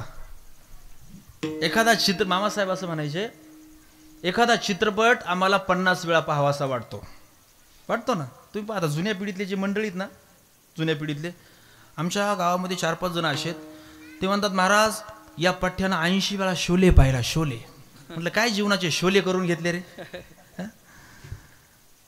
मामासाहेब असं म्हणायचे, तुम्हाला एखादी मालिका किंवा एखादा चित्रपट जर 50 वेळा पाहावासा वाटत असेल ना, हे विधान खास तुमच्याकरता माता भगिनींनो. कारण मालिकाकडे जोर तुमचा आहे, आमचं काय 1.5 महिन्यात IPL उरकून जाते. बाकी तुमच्याकडेच असतंय. मामासाहेब असं म्हणायचे की तुम्हाला एखादी मालिका किंवा एखादा चित्रपट जर 50 वेळा पाहावासा वाटत असेल तर तुम्हाला ज्ञानेश्वरी किमान 500 वेळा वाचावीशी वाटली पाहिजे. विठ्ठला ज्ञानोबरायांची ज्ञानेश्वरी म्हणजे सामान्य नाही ना. त्या ज्ञानेश्वरीचा तात्कालिक परिणाम मी तुम्हाला सांगतो. तात्कालिक ज्ञानेश्वरी वाचल्यानंतर पुढे काय होईल ते जाऊ द्या. ज्ञानेश्वरी वाचल्याचा तात्कालिक परिणाम सांगतो. हे मंदिर ओंकारेश्वराचं आहे ना. बरं, मंदिरासाठी खांब आहे का खांबासाठी मंदिर आहे? बोला ना. मंदिरासाठी खांब आहे ना. तुमच्या गावात, आपल्या अकोले तालुक्यात, आपल्या अहिल्यानगर जिल्ह्यामध्ये किंवा अकोले तालुक्यामध्ये, अहिल्यानगर राहू द्या, असं एखादं मंदिर आहे का की त्या मंदिरामध्ये खांबासाठी मंदिर बांधलंय? पण नेवाशाला एक मंदिर आहे, ते मंदिर खांबासाठी आहे. ते खांबाचं काय? खांबाचं काय नाही. खांबासाठी कुणी मंदिर बांधत नाही. पण त्या खांबासाठी मंदिर बांधण्याची पाळी का आली? त्या खांबाचं नशीब का फुललं? याचं कारण आहे का ज्ञानोबरायांनी ज्ञानेश्वरी लिहिताना त्या खांबाला टेकून लिहिली. ज्ञानेश्वरी वाचल्याचा तात्कालिक परिणाम मी तुम्हाला सांगतो. ऐका मंडळी, ज्ञानोबरायांनी जर ज्या खांबाला टेकून ज्ञानेश्वरी लिहिली तर त्या खांबाचं मंदिर झालं. आपण जर नित्य नियमानं ज्ञानेश्वरीचं पारायण जर केलं, आपल्या जीवनाचं मंदिर होणार नाही का? हो विठ्ठला. ज्ञानोबरायांची ज्ञानेश्वरी म्हणजे काय, अशी एखाद्या कवीनं लिहिलेली, झाडाखाली बसून लिहिलेली काल्पनिक नाहीये. ते काल्पनिक आहे. ते ज्ञानेश्वरी निवृत्तीनाथ महाराजांनी, मला वाटतं बहुतेक 16व्या अध्यायामध्ये उभी आहे, ज्ञानोबरायांना विचारलं निवृत्तीदादांनी की ज्ञानोबा, ज्ञानेश्वरी तुमच्या मुखातून बाहेर कशी आली? ऐका मंडळी, माता भगिनी ऐका, ज्ञानोबरायांची ज्ञानेश्वरी कशी बाहेर आली. ज्ञानोबराय म्हणाले, माझे सत्यवादाचे तप वाचा केली बहुत कल्प. बहुत कल्प, बहुत कल्प म्हणजे काय? 2 कल्प नाही, ते 2 असतील, 200 असतील, 2000 असतील. ज्ञानोबराय बोलतात, माझी सत्यवादाचे तप वाचा केली बहुत कल्प, तया फळाची हे महाद्वीप पातली प्रभू. ऐका मंडळी, ज्ञानोबराय बोलतात, माझ्या वाणीनं सत्य बोलण्याचं तप केलं. किती केलं? एक तप नाही, बहुत कल्प. ज्ञानेश्वरीचं अधिष्ठान सांगतो. हा, ज्ञानेश्वरीचं अधिष्ठान. ज्ञानेश्वरी किती भक्कम ग्रंथ आहे मी तुम्हाला सांगतो. ज्ञानेश्वरीचं अधिष्ठान ज्ञानोबराय बोलतात, माझ्या वाणीनं सत्य बोलण्याचं बहुत कल्प तप केलं. त्या तपाचा परिणाम म्हणून माझ्या मुखातून ज्ञानेश्वरी बाहेर आली. असं जर ज्ञानोबरायांचं म्हणणं असेल तर मी दररोज 100 का होईना ज्ञानोबरायांच्या ज्ञानेश्वरीचं पारायण करतो. मी स्वतःला असं म्हणतो, बाबा तू किमान एका जन्मात खरं बोललाय, म्हणून ज्ञानोबरायांच्या ज्ञानेश्वरीचं पारायण आहे. विठ्ठला. म्हणून मगाशी असं विधान वापरलं की आपल्या लोकांनी काय गरीब राहायचा ठेका नाही घेतलाय. भरपूर श्रीमंत व्हा मंडळी, हरकत नाही. तुम्ही 10,000चा सोडून फार 10 लाखाचा मोबाईल, 20 लाखाचा टीव्ही, 40 लाखाची गाडी, 90 लाखाचं घर, काय बांधायचं ते बांधा. पण 50 रुपयाची ज्ञानेश्वरीची पारायणाची प्रत मात्र आपल्या घरामध्ये असली पाहिजे. ती शोभा आहे आपली शोभा काय? आपण मराठी, आपण सत्य सनातन हिंदू परंपरेची माणसं. आपली ओळख काय? ज्ञानेश्वरी हीच आपली ओळख. करा बरं, ज्ञानोबरायला आणि तुकोबरायला महाराष्ट्रातून बाजूला काय राहील का? काय नाही राहणार. आपली ओळख आहे. ते आमचे एक ज्येष्ठ थोर कीर्तनकार एक फार गोड उदाहरण सांगतात. आपल्या महिला अलंकार प्रिय आहे. ती कीर्तनकाराची बायको असू द्या, नाही तर चहाची टपरी चालवणाऱ्याची बायको, कोणाची बायको असू द्या, बाई माणसाला अलंकार प्रिय, मी म्हणतो त्याच्यामध्ये दुमत असण्याचं काही कारण नाही, घालो हरकत नाही. समजा तुम्ही गंठण घातलं, समजा तुम्ही काय नेकलेस, एकच झालं का ते नाही ना, बरं गंठण माहीत नाही आपल्याला ते, आणि हे कीर्तन करायला माहीत नसावं, कारण हीच परमार्थाची परमार्थ म्हणजे काय माहिती आहे का, तुमच्या प्रपंचाचं वाटोळ होत जाणं हाच परमार्थ आहे. परमार्थ करता जर तुमचा प्रपंच फुलत असेल तर तुमची चौकशी झाली पाहिजे. विठ्ठल मी असं सांगत होतो की आपल्या महिला या अलंकार प्रिय आहे, असू द्या, घातल्या पाहिजेत, हरकत नाही. तुम्ही गंठण घाला, तुम्ही नेकलेस घाला, तुम्ही कमरपट्टा घाला, तुम्ही अंगठ्या घाला, तुम्ही कानातलं घाला, तुम्ही पायामध्ये काय म्हणतात तोरड्या घाला, पैंजण घाला, तुम्ही हे काय म्हणतात त्याला,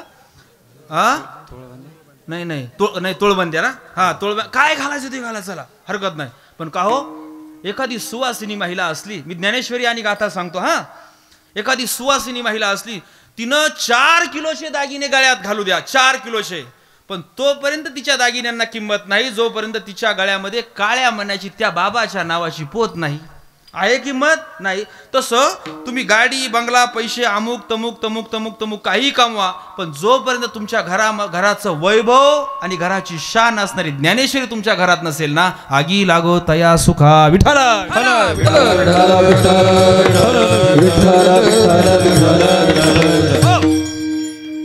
संत हे आहे तुकोबरायांचा गाथा आणि ज्ञानोबरायांची ज्ञानेश्वरी, हेच खरे संत आहे, आणि याच संतांना शरण जावं आणि आपल्या जीवनाचा उद्धार करावा. तुकोबराय म्हणतात, बर संतांचा समागम करा, कसा करा, कोणत्याही प्रकारे करा, कोणत्या प्रकारे, अरे एखादा तुम्हाला ज्या जमेल त्या प्रकारे करा, ज्या प्रकारे. ज्ञानेश्वरी वाचणं हा संतांचा संघ आहे, कळालं मंडळी. गाथेचं पारायण करणं हाही संतांचा संघ आहे, कळालं मंडळी. पण अजून कोणत्या प्रकारे करू शकतो, या मंडपामध्ये माणसं जेवल्याच्या नंतर ताटं उचलणं हाही संतांचा संघ आहे ना, संतांचा संघ आहे. सप्त्याची वर्गणी लोकांना न मागता आणून देणं संतांचा संघ आहे, कारण या मंडपामध्ये भगवंताचं चिंतन होणार आहे आणि त्या चिंतनाकरता तुमची मदत येणं हा संतांचा संघ आहे. कारण तुमची मदत आली तर इथं संतांच्या नामाचा गजर होणार आहे, हाही संतांचा संघ आहे. ज्या प्रकारे जमेल त्या प्रकारे तुम्ही संतांचा संघ करा, ज्या प्रकारे जमेल त्या प्रकारे. तुकोबरायांनी एक शब्द घातलाय, तुकोबराय म्हणतात, व्हावे तयेद्वारी श्वान याते. तुम्हाला कुत्र होण्याची वेळ आली ना, कुत्र तरी व्हा. याच्यात फार गंमत आहे. तुकोबरायांनी कुत्र शब्द का घातलाय, मग कुत्र व्हायचं का, दोन्ही चालतं. गुणवैशिष्ट्यानुसारही कुत्र्याचे गुण घेऊन करा, किंवा मग कुत्र झालं तरी चालेल. शांताराम महाराज आहेत आमचे, राजू महाराज आहे, ती वारीला असतं या बाजूने, पण आम्ही सोहळ्यामध्ये असतो. महाराज सोहळ्यामध्ये सकाळी सकाळी माऊलींचा रथ पालखी आली का, माऊलींच्या दर्शनासाठी लोकांची गर्दी होते. अशी दोन्ही बाजूला रस्ते, असे पोलीस असतात ढकलायला, लोटायला, बाजूला करायला. पण तुम्हाला सांगतो, हा कुत्र्याचं काय, संतांच्या दारातला कुत्रा झाल्याचा परिणाम, कुत्रा नाही बैलही व्हा, तिचा होण्यापेक्षा संतांचा झालेला काय वाईट आहे. संतांचा बैल झाल्याचा परिणाम मी तुम्हाला सांगतो. ज्ञानोबरायांच्या दर्शनापेक्षा ज्ञानोबरायांच्या रथाला जुंपलेल्या बैलासोबत फोटो काढायला जास्त गरजे असते.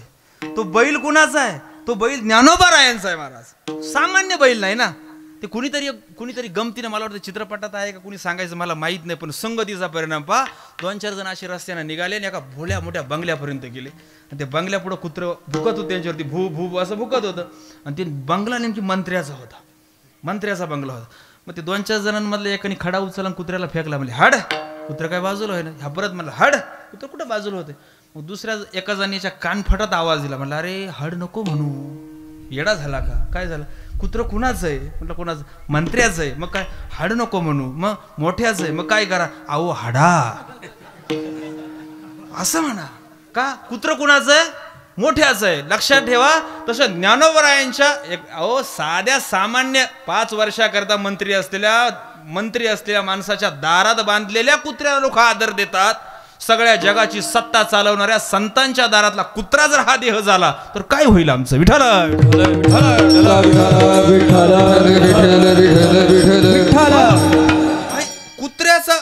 कुत्रा झाला तरी चाल. मग कुत्र्याचा गुणविशेष काय घ्या. कुत्र्याचा एक स्वभाव आहे, कुत्रा प्रामाणिक असतो. अट एकच आहे बुवा, कुत्र गावठी पाहिजे. हा, कुत्र प्रामाणिकच असतं. आपण सगळी खेड्यात राहणारी माणसं आहे, तुम्ही त्याला भाकर टाकू नका.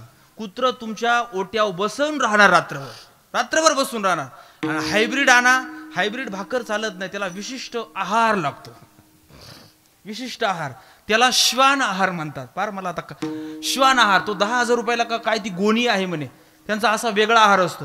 पण आपलं कुत्रं काय करतं, आपल्या म्हणजे गावठी कुत्र्याचा स्वभाव आहे, ज्याची खावी पोळी त्याची वाजवावी टाळी. आणि दुसऱ्या कुत्र्याचा स्वभाव आहे, ज्याची खावी पोळी त्याला घालावी विठ्ठल विठ्ठल. तुकोबराय म्हणाले तुम्ही कुत्र व्हा पण संतांच्या दारातलं व्हा. काही व्हा, काही व्हा, तिथं कुत्र जरी झाले तरी त्या कुत्र्याला ओळख मिळते ना. संतांच्या दारातला कुत्रा, संतांच्या दारातला कुत्रा. त्यामुळं संगतीचा परिणाम असा होतो, ज्यांची महाराष्ट्राला ओळख आहे ज्यांच्या नावाची, ते छत्रपती शिवाजी महाराज. त्या छत्रपती शिवाजी महाराजांच्या जीवन चरित्रावरती मागच्या 4-2 वर्षामध्ये खूप चित्रपट आलेत. मी संगतीचा परिणाम सांगतो, चांगल्याच्या संगतीचा खूप चित्रपट आलेत. आणि शिवाजी महाराजांच्या जीवन चरित्रावरती जे जे चित्रपट आले ते सगळेच्या सगळे चित्रपट सुपरहिट झालेत. झालेत ना, झालेत. पण शिवाजी महाराजांचे जे मावळे होते ना, तानाजी किंवा बाजीप्रभू देशपांडे किंवा कोंडाजी फर्जंद, यांच्या जीवनावर आलेले चित्रपट सुद्धा सुपरहिट झालेत. खूप लोकांनी डोक्यावरती उचलून धरलेत, खूपच उचलून धरलेत. का धरलेत माहिती आहे का?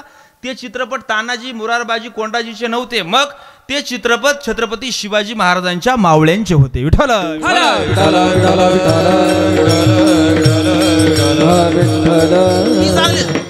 या चांगल्या संगतीचा परिणाम काय होतो बरं? संतांची संगत करायची हे कळालं ना. संतांची संगत केल्याचा परिणाम काय होतो माहिती आहे का? आमची विचार प्रक्रिया शुद्ध होते, माणसाचा विवेक जागृत होतो. जागृत होतो माणसाचा विवेक, माणूस शहाणा होतो, शहाणा. आणि शहाणा माणूस कुणाला म्हणतात माहिती आहे का? शहाणा माणूस कुणाला? जो आताचा विचार करतो तो शहाणा नाही, जो पुढचा विचार करतो तो शहाणा. आता माझ्या खिशात 1000 रुपये आजच संपून टाकावे, शहाणा नाही. शहाणा माणूस विचार करतो तुला एक मुलगी आहे, एक मुलगी आहे, उद्या तिचं शिक्षण आहे, उद्या तिचं लग्न आहे, उद्या तिचा उपचार आहे, त्याच्याकरता तू शहाणा बाप. हा शहाणा बाप.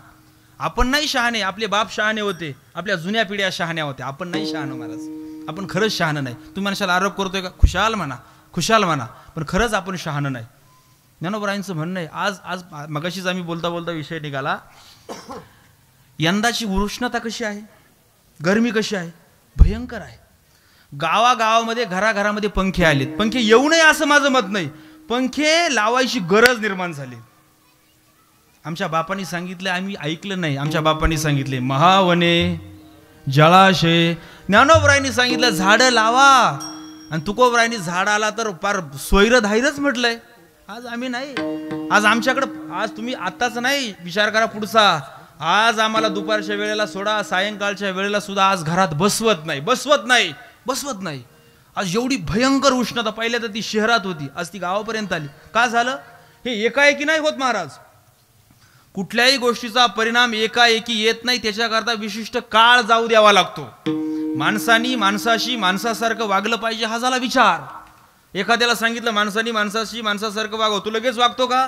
थोडासा काळ जाऊ द्यावा लागतो, थोडासा काळ. तसं आज ही सगळी जी उष्णता निर्माण झाली आहे, वातावरणामध्ये बदल झालाय, तापमान जे वाढलंय, आज नाही मामा, मागच्या 5-50 वर्षामध्ये आम्ही ज्या झाडांच्या कत्तली केल्यात ना, त्याचा हा परिणाम. हा परिणाम फक्त उष्णता नाही, निरपराध लोकांचे जीव गेले त्या ईर्षाळवाडीला. का गेले? डोंगर काय आपोआप पडला का? नाही नाही, तो पाडला. कसा पाडला? त्या डोंगराच्या पोटाची झाडं आम्ही कापून टाकली.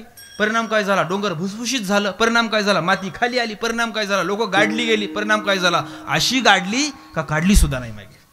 हा परिणाम. विचार करा, भविष्याचा विचार करा. आम्ही फार लोकांना टायवेल देतो, टोपी देतो, शाल देतो. बंद करा होते. झाडं लावा, झाडं लावा. खरं सांगतो, झाडं लावा. भविष्य पुढच्या लोकांची, तुम्हाला सांगू का, पोरांच्यासाठी आम्ही पैसे कमवून ठेवू, पण पोरांना पुढच्या काळामध्ये कोरोना नसताना कोरोनासारखी वेळ येईल. म्हणजे कशी? गावच्या सप्त्याला 10 रुपयाची देणगी न देणारे मंडळी, अशी काही माणसं मी पाहिली डोळ्यानं, या डोळ्यानं पाहिलीत. गावच्या सप्त्याला 10 रुपयाची देणगी नाही देत. गावामध्ये कुणाशी चांगलं बोलत नाही. पण कोरोना झाला ना महाराज, दोन्ही हातांमध्ये अशा पैशांच्या थैल्या घेऊन हॉस्पिटलच्या दारापुढे उभे होते. किती लाख लागतील तेवढे घ्या, फक्त आम्हाला ऑक्सिजन द्या म्हणत होते की नाही. पण तरी नव्हताच तर देणार कुठून? उद्या भविष्य काळामध्ये कोरोना नाही राहणार, पण ऑक्सिजन नाही राहणार. कोरोना नसताना ऑक्सिजन मिळणार नाही, तेव्हा आम्ही आमच्या पोरांच्यासाठी फार सोनं, गाड्या, बंगले सगळं असेल, पण पैशानं ऑक्सिजन विकत घेता येणार नाही. उद्याच्या पिढ्यांची तरतूद करायची असेल तर तुम्हाला हा जोडून विनंती, बाबांनो, झाडं लावा, झाडं जगवा, झाडं वाढवा. काळाची गरज आहे. कोणताही निमित्त घरात लग्न निघालं 5 झाडं लावा.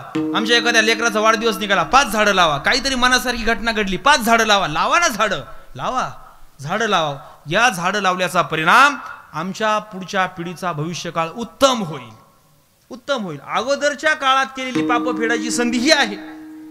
आज औरंगपूर असू नये तर आमचं गाव असू, तर कोणतंही गाव असू द्या, प्रत्येक गावामध्ये आज आमच्या मुलांना लग्नाला मुलगी मिळत नाही.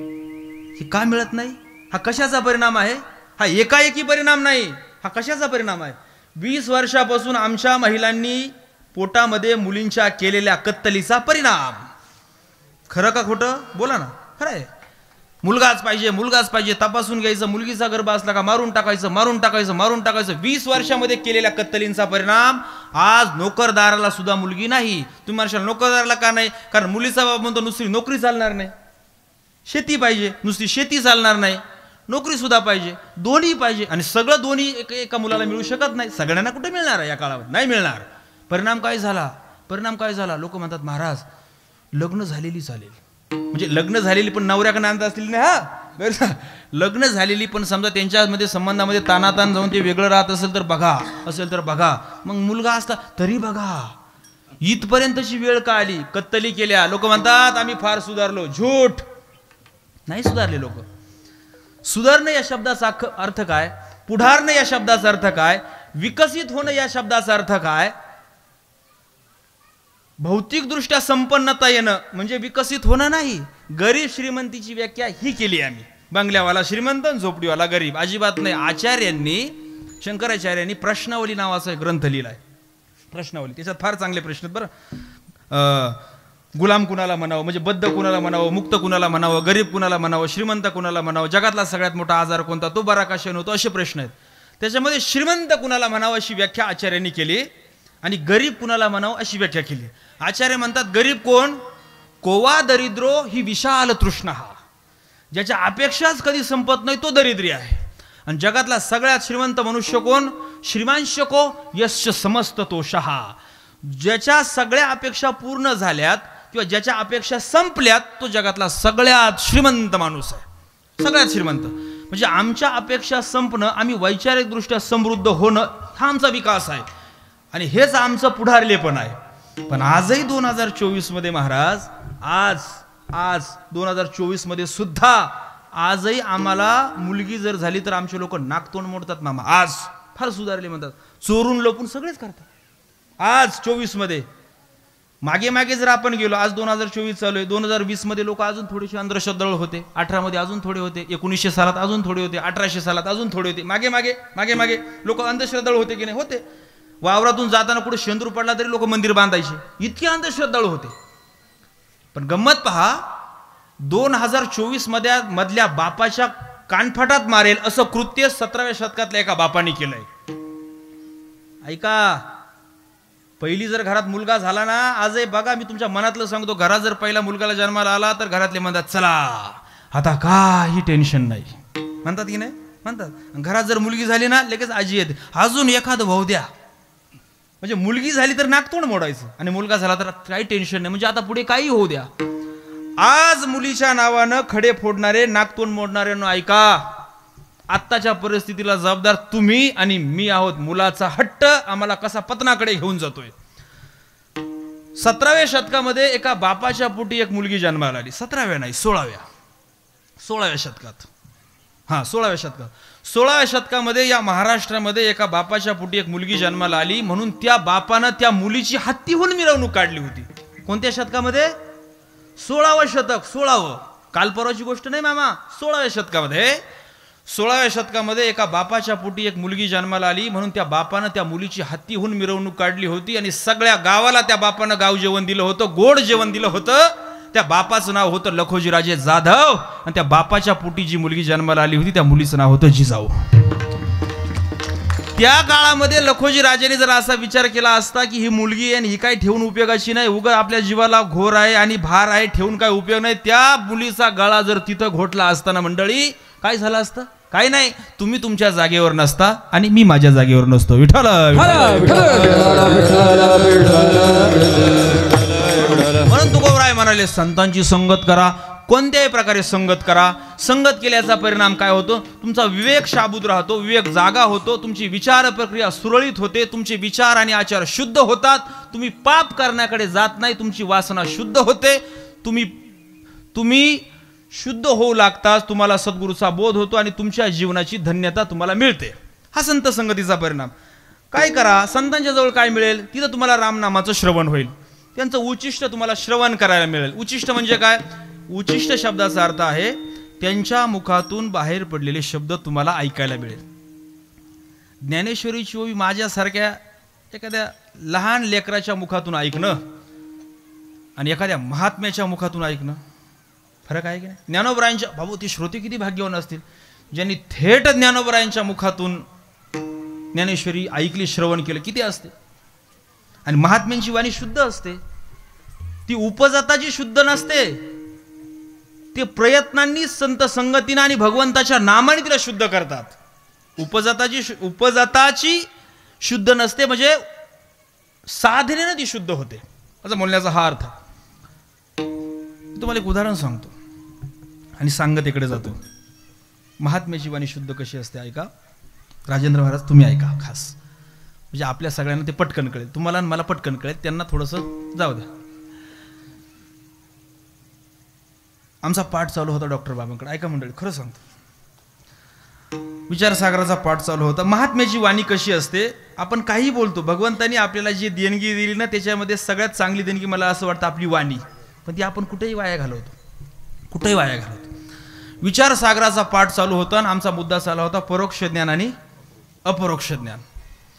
परोक्ष ज्ञान कशाला म्हणायचं आणि अपरोक्ष ज्ञान कशाला म्हणायचं असे आमचे डॉक्टर बाबा आम्हाला सांगत होते. बराच वेळ सिद्धांत सांगितला, मग सिद्धांतातली क्लिष्टता जावी आणि सिद्धांत सहजतेनं कळावा याच्याकरता बाबांनी एक दृष्टांत दिला. मग बाबा म्हणाले परोक्ष ज्ञान म्हणजे काय आणि अपरोक्ष ज्ञान म्हणजे काय? परोक्ष ज्ञान म्हणजे अप्रत्यक्ष ज्ञान आणि अपरोक्ष ज्ञान म्हणजे प्रत्यक्ष ज्ञान. मग बाबा म्हणाले परोक्ष ज्ञान कशाला म्हणायचं माहिती आहे का? एक माणूस चोर आहे. काय सांगितलं? एक माणूस चोर आहे, हे झालं परोक्ष ज्ञान. आणि हाच माणूस चोर आहे, हे झालं अपरोक्ष ज्ञान. ऐका महात्म्याची वाणी कशी असते मंडळी. महात्म्याच्या वाणीतून बाहेर पडणारे शब्द का प्रभावी ठरतात? कारण त्यांनी त्या वाणीला वळण लावलेलं असतं. बाबा म्हणाले तो माणूस चोर आहे, हे झालं परोक्ष ज्ञान.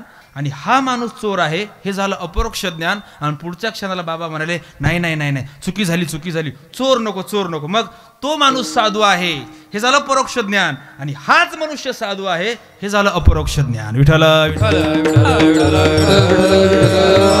हो, याच्यातून तात्पर्य मला काय सांगायचं आहे माहिती आहे का? चोर हा शब्द हा काय कुणाची स्तुती करण्यासाठी वापरला जात नाही. कुणीतरी चुकीचं काम करतो त्याच्याकरता एखाद्याच्या धनाचं किंवा एखाद्या वस्तूचं जर हरण करत असेल तर त्याला आपण चोर म्हणतो. ऐका, चुकीच्या कारणाकरता वापरला जाणारा चोर शब्द सुद्धा आपल्या मुखात यायला नको. त्या शब्दानं सुद्धा आपल्या मुखातून बाहेर पडणाऱ्या शब्दांची पावित्रता भंग पावते की काय? म्हणून ही महात्मे संत मंडळी थोर साधू पुरुष आपल्या वाणीची इतकं पावित्र्य जपतात. आपण जपलं पाहिजे. संतांच्या ठिकाणी गेले काय म्हणून मी असं म्हणलं की तुम्हाला कळणार नाही. राजू महाराज, शांताराम महाराज या मंडळीला का कळेल? कारण परोक्ष आणि अपरोक्ष मध्ये गोम होती. तिथं तुम्हाला रामनामाचं श्रवण होईल. त्यांच्या मुखातून बाहेर पडलेले जे पिकलेले शब्द, जे ब्रह्मज्ञानानं परिपूर्ण असलेले शब्द तुम्हाला श्रवण करण्याची संधी मिळेल. तुम्ही त्यांच्या दारात दासाचाही दास व्हा, तरी तुमचं कल्याण आहे. आणि संतांच्या ठिकाणी तुम्हाला सगळ्या प्रकारचं सुख मिळेल. अभंगाचं अंतिम चरण.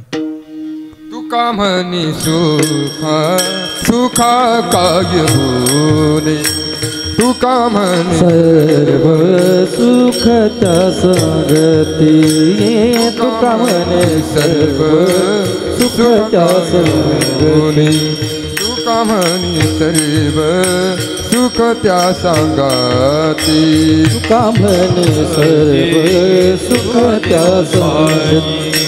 घडेल पंगती संतांची या घडेल पंगती संतांची या तेथे राम नामे होईल श्रवण तेथे राम नाम होईल श्रवण घडेल पंगती संतांची घडेल पंगती संतांची तेथे राम नाम होईल श्रवण तेथे राम नाम होईल श्रवण घडेल भजन उच्छिष्टांचे घडेल भोजन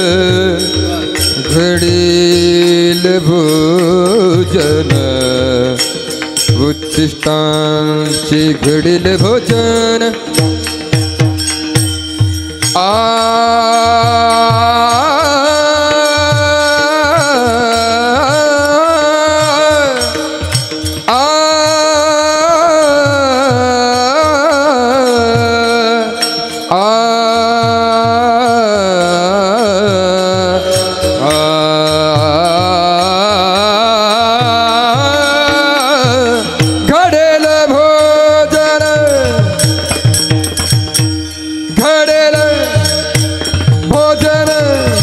उच्छिष्टांचे घडेल भोजन घडेल भोजन उच्छिष्टाचे घडेल भोजन घडेल भोजन घडेल भोजन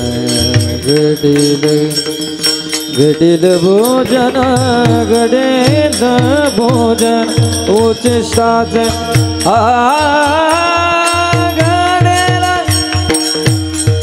घडेल भोजन उच्छिष्टाचे घडेल भोजन उच्छिष्टाचे घडेल भोजन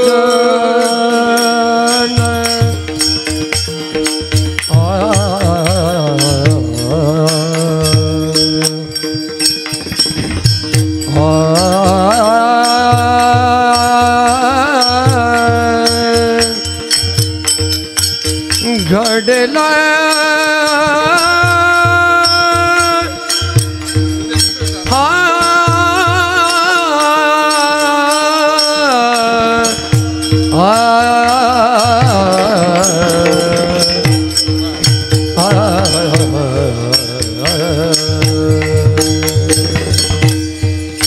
घडेल भोजन उच्छिष्टाचे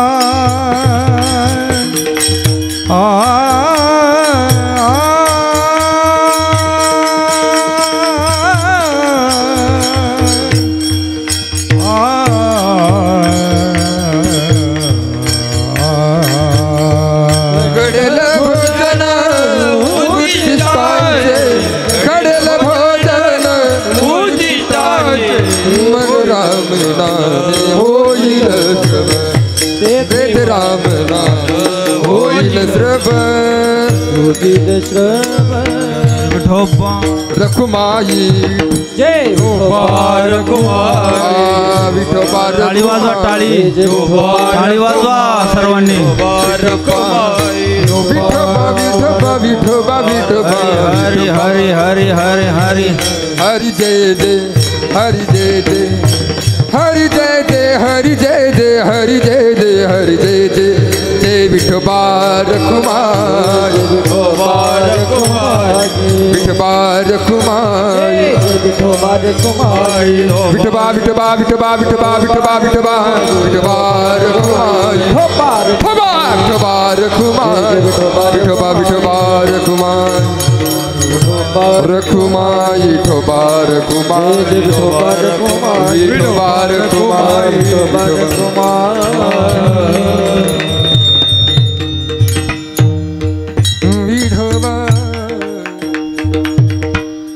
तुकोबराय अभंगाच्या अंतिम चरणामध्ये म्हणतात, तुका म्हणे सुख सर्व त्या संगती घडेल पंगती संतांच्या. हे आमच्या आयुष्यातलं जे अंतिम गंतव्य आहे, ध्येय आहे, डेस्टिनेशन आपण त्याला म्हणतो, की जे आपल्याला मिळवायचं ते कसं मिळेल हे तुकोबराय या सूत्राने सांगतात. तुका म्हणे सर्व सुख त्या संगती. लक्षात ठेवा, तुकोबरायांच्या गाथेमध्ये 4000 अभंग, ज्ञानोबरायांची ज्ञानेश्वरी 9000 ओव्यांची, नाथ महाराजांची गाथा. या सगळ्या संतांनी कुठंच असं म्हटलं नाही पद पैसा आणि प्रतिष्ठेनं तुम्हाला सुख मिळेल. लक्षात ठेवा, जर आणि त्यांनी जर सांगितलेलं असतं तर आपण तसे प्रयत्न करायला हरकत नव्हती. पण अधिकारी पुरुषाने सांगितलेलं आहे की तुम्हाला पद पैसा प्रतिष्ठा आणि इतर कोणत्याही कारणाने थोडं शिट्टी वाजते तुम्हाला सुख मिळणार नाही. तुम्हाला सुख कसं मिळेल? तुका म्हणे तुका म्हणे सर्व सुख त्या संगती. कोणत्या संगती? संत समागमे एखादी ये परी. या संगतीमध्ये तुम्हाला सुख मिळेल. ऐका, आपल्या या गावामध्ये मंडळी नियमाने सप्ताह होतो. सप्ताह हा काय तुमची 7 दिवस 8 दिवस संध्याकाळी खाण्याची सोय करण्यासाठी नसतो, तुमची माझी कोणाची, किंवा तुम्हाला 7 दिवस चुलीला आराम देण्याकरता नसतो. सप्त्याचा मुख्य उद्देश असा असतो, माणसाचा वाईटाकडून चांगल्याकडे होणारा प्रवास म्हणजे परमार्थ आहे. त्यांना ठेवा, कुणी नाही. आता मी काय कीर्तन करा, मी पहिल्यांदा असं होतं की 10वीला पुरा 4 वेळा बसलेलो मी, पुरा 4. हां, मग एवढंच नका लक्षात ठेवू, नंतर MBA सुद्धा केले नाही तर मधील काय बाबा आणला ते गोविंद मामाने 10वी ना. हां असं नका, MBA NA 4. हां, पण मग चांगल्याच्या संगतीमध्ये गेल्याचा परिणाम होतो. तुम्हाला सांगू, भागवतामध्ये आलंय, राजू महाराज सांगतील, भागवतामध्ये असं एक विचार आलाय की जगामध्ये घोर काय, घोर कशाला म्हणायचं? कलियुगाचा स्वभाव सांगताना असं, य घोरे कलौ प्रायो जीवश्चा सुरतम गता. कलियुग घोर आहे. तुम्ही कीर्तनात बसलाय ना तरी तुमच्या जीवाला घोर आहे. गाय सुटली असेल का? वासरू पेला असेल का? दार उघडं राहिला असेल का? सुना आली असेल का? पोरगा घरी आला असेल का? अमुक केला असेल. घोर आहे आमच्या जीवाला, घोर आहे. कलियुग घोर आहे. आणि या घोर कलियुगामध्ये चांगलं काही मिळत नाही. इथं वाईट सहजतेनं मिळेल, निंदा सहजतेनं ऐकायला मिळेल, चांगलं मिळत नाही. आपल्या सगळ्यांचं नशीब चांगलं. ओंकारेश्वराची आपल्यावरती कृपा आहे, अगस्ती महाराजांची आपल्यावरती कृपा आहे की आपला सगळाच हा तालुका, हा परिसर परमार्थाने संपन्न असा आहे. तुम्हाला सांगतो, आम्ही मुलांच्यासाठी सगळं करतो. आता आपल्या अगस्ती आश्रमामध्ये मला वाटतं महिनाभराचं शिबिर आहे. इतक्या सहजतेनं चांगलं कुठे मिळणार आहे तुम्हाला? लोकांचा प्रश्न असतो, महाराज कीर्तनाला आलो असतो पण कीर्तनात काय मिळेल असं जोपर्यंत वाटतंय तोपर्यंत कीर्तनात काहीच मिळणार नाही. काय मिळेल असं नाही वाटलं पाहिजे. मंडळी, या कीर्तनामध्ये तुम्हाला कुणी पैसे देणार नाही. खरंच देणार आहे. तुम्हाला कुणी एखादी वस्तू काही देणार नाही. फार तर कीर्तनकाराला काहीतरी देतील, पण ऐकणाऱ्यांना काही देणार नाही. पण सांगू, या कीर्तनामध्ये आल्यानंतर तुम्हाला पैसे मिळणार नाही खरं आहे, पण करोडो रुपयात विकत न घेता येणारं समाधान मात्र तुम्हाला इथं मिळणार आहे. समाधान मिळणार. तुम्ही विचार करा, ह्या कलियुगामध्ये कीर्तन, देवाचं नामस्मरण, ज्ञानोबरायांची ज्ञानेश्वरी आणि तुकोबरायांचा गाथा, हेच महत्वाचं आहे. हेच आपल्याला देव मिळून देऊ शकतं. कलियुगात भागवतामध्ये असा श्लोक आलाय, यत् फलम नास्ति तपसा न योगेन न दानेन नाहीये, पण मी म्हणतो न दानेन न समाधीना. जे फळ तुम्हाला समाधीनं मिळणार नाही, जे फळ तुम्हाला योगानं फळ मिळणार नाही, ती गोष्ट तुम्हाला तत्फलम लभते कलौ केशव कीर्तनात. ते फळ तुम्हाला सहजतेनं भगवंताच्या कीर्तनामध्ये मिळेल. परमार्थ करताना माणसाने भामटं व्हावं, स्वार्थी व्हावं. खरं सांगतो, स्वार्थ माणसाला करायचा असेल ना, परमार्थातच केला पाहिजे. बायकोनं असा विचार करायचं काय काम नाही, यांनी माळ घातली तर मी कीर्तनाला जाणार नाही, त्याचं भंड पडो. परमार्थाच्या बाबतीत बोलतो, तू माळ घालून तू पारायण करायला सुरुवात कर. परमार्थ करताना मायनं लेकराचा विचार करायचा नाही, लेकरानं माईचा विचार करायचा नाही, कारण परमार्थ ही स्वतंत्र प्रक्रिया आहे, स्वतंत्र आहे ती. प्रल्हाद जाताना, आपलं ध्रुव बाळ जंगलात जाताना काय फॅमिलीला घेऊन गेले होते का? नाही. त्यांना वाटलं मला देव मिळवायचा आहे, निघून गेले ते. त्यांना देव मिळाला. ध्रुवाला मिळाला, बापाला नाही मिळाला. ध्रुवाला मिळाला. इथं फार लोक स्वतःपुरता विचार करणारे लोक आहे. फार सगळ्यांना अप्पलपोट्या प्रकारचा स्वभाव जो आहे ना, तो स्वभाव फार विकसित झालाय फार. त्यामुळं फार जगाचा विचार करायच्या भानगडीत पडू नका. माझं पुढं काय होणार आहे हा विचार करा. ज्ञानोबरायांची ज्ञानेश्वरीची छातीला कवटाळून ठेवा. तुकोबरायांचा गाथा असा कवटाळून ठेवा. ज्ञानोबरायांची वारी करा. तेच तुमच्या माझ्या आयुष्यामध्ये आपल्या जीवनामध्ये आपल्याला फळ रूपानं प्राप्त होणार आहे. बाकीचं काय नाही. तुम्ही कुणासाठी किती करा अजिबात नाही. हा जगाचा नियमच आहे. आपल्याकडे मन आहे बघा, खाऊन हात पुसायचे. आपल्याकडे मन आहे ना, जोपर्यंत गरज आहे तोपर्यंत चाटायचं, गरज संपली का चावायचं. हा स्वभाव आहे. मी एक पुस्तक वाचत होतो, त्याच्यामध्ये आता एकच मिनिट थांबतो, लास्ट शेवट 60 सेकंद फिनिश. हा ते वाक्य असं आहे, इंग्रजी वाक्य आहे, मराठीत सांगतो मी, पण वजन हाणण्याकरता इंग्रजी सांगू द्या. ते इंग्रजी वाक्य असं होतं पुस्तकामध्ये, म्हणजे माणसांचा स्वभाव कसा झाला, स्वभाव त्या वाक्यामधून प्रतीत होतो. ते वाक्य असं, when the rain is over and umbrella become a burden, असं वाक्य आहे. When the rain is over and umbrella become a burden म्हणजे काय, आपण कुठं बाहेर निघालो, पाऊस जर आला आणि आपल्याकडे जर छत्री जर असली, आपण म्हणतो बरं झालं गड्या छत्री आणली, बरं झालं. पण छत्री जर बाहेर नेली, पाऊस जर नाही आला तर उगाच आणलं, हे उगाच आणलं. त्याचाच अर्थ ते when the rain is over म्हणजे ज्यावेळेस पाऊस उघडतो, and umbrella become a burden, पावसापासून राखण करणारी छत्रीच आपल्याला ओझ वाटू लागते ना. आपल्याला जन्म देणारे, आपल्याला शिकवणारे, आपलं लग्न करून देणारे, आपल्याला उद्योगाला, कामाला, व्यवसायाला लावणारे, आपलं आयुष्य घडवणारे आईबाप जोपर्यंत चालते बोलते तोपर्यंत आपल्याला त्यांची गरज आहे. आणि एकदा का ते थकले का ते आपल्यासाठी बर्डन होतात, बर्डन ओझ बांधतात. याचं पुढचं वाक्य असं, याच्यातलं पुढलं अर्धवाक्य असं की when the rain is over and umbrella become a burden, that's how loyalty shows by the people when we are needed, when we are usable to them and when we are not. याचं उत्तम उदाहरण म्हणजे मुंबई इंडियन्सचा पूर्वी असलेला captain कोण, 5 कमवून घेतल्या आणि आता भाऊ तुझी आम्हाला गरज नाही, जग असंच आहे. विठ्ठल होता होईल तेवढा वेळ आपला परमार्थाला लावा. परमार्थाच्या कार्यामध्ये आपण सक्रिय राहा. तेच आपल्या जीवनामध्ये आपल्याला उपयोगाला येणार आहे. आपल्या गावातून मी पहिल्यांदा सांगितलं, बरीच मंडळी आली नव्हती म्हणून फक्त तेवढं एक वाक्य परत करतो की आपल्या गावातून कावड जात असते. मी सुद्धा 5 वर्ष कावडीसोबत गेलेलो आहे. 5 वर्ष पंढरपूरच्या वारीतही दरवर्षी चालतो, पण कावडीसोबत सुद्धा आमच्या घोडसरवाडीतून कावड जाते 5 वर्ष. घोडसरवाडी, कळस आहे, परखतपूर आहे, आपला औरंगपूर आहे, पुढं मंडळी भेटत राहतात. पण ही शिखर शिंगणापूरला कावड घेऊन जाणारी मंडळी ना महाराज, या मंडळींची मनाची आणि शरीराची कसोटी असते. सोपं नाही जाणं. ऊन मी म्हणत असते, मध्ये आपण आपला प्रवासा का वावरातून बांधा नसतो, पाणी कुठं भेटत नाही, पण तरी महाराज हा सोमेश्वर बाबा एवढा भोळा आहे, तो घेऊन जातो, कुणाची अडचण होऊ देत नाही. तुम्हाला सांगतो, आपल्या गावातले जेवढे मंडळी ना, जेवढे कावड घेऊन गेले ते एकदा मनापासून त्यांच्याकरता एकदा टाळ्या वाजवा. ज्ञानेश्वर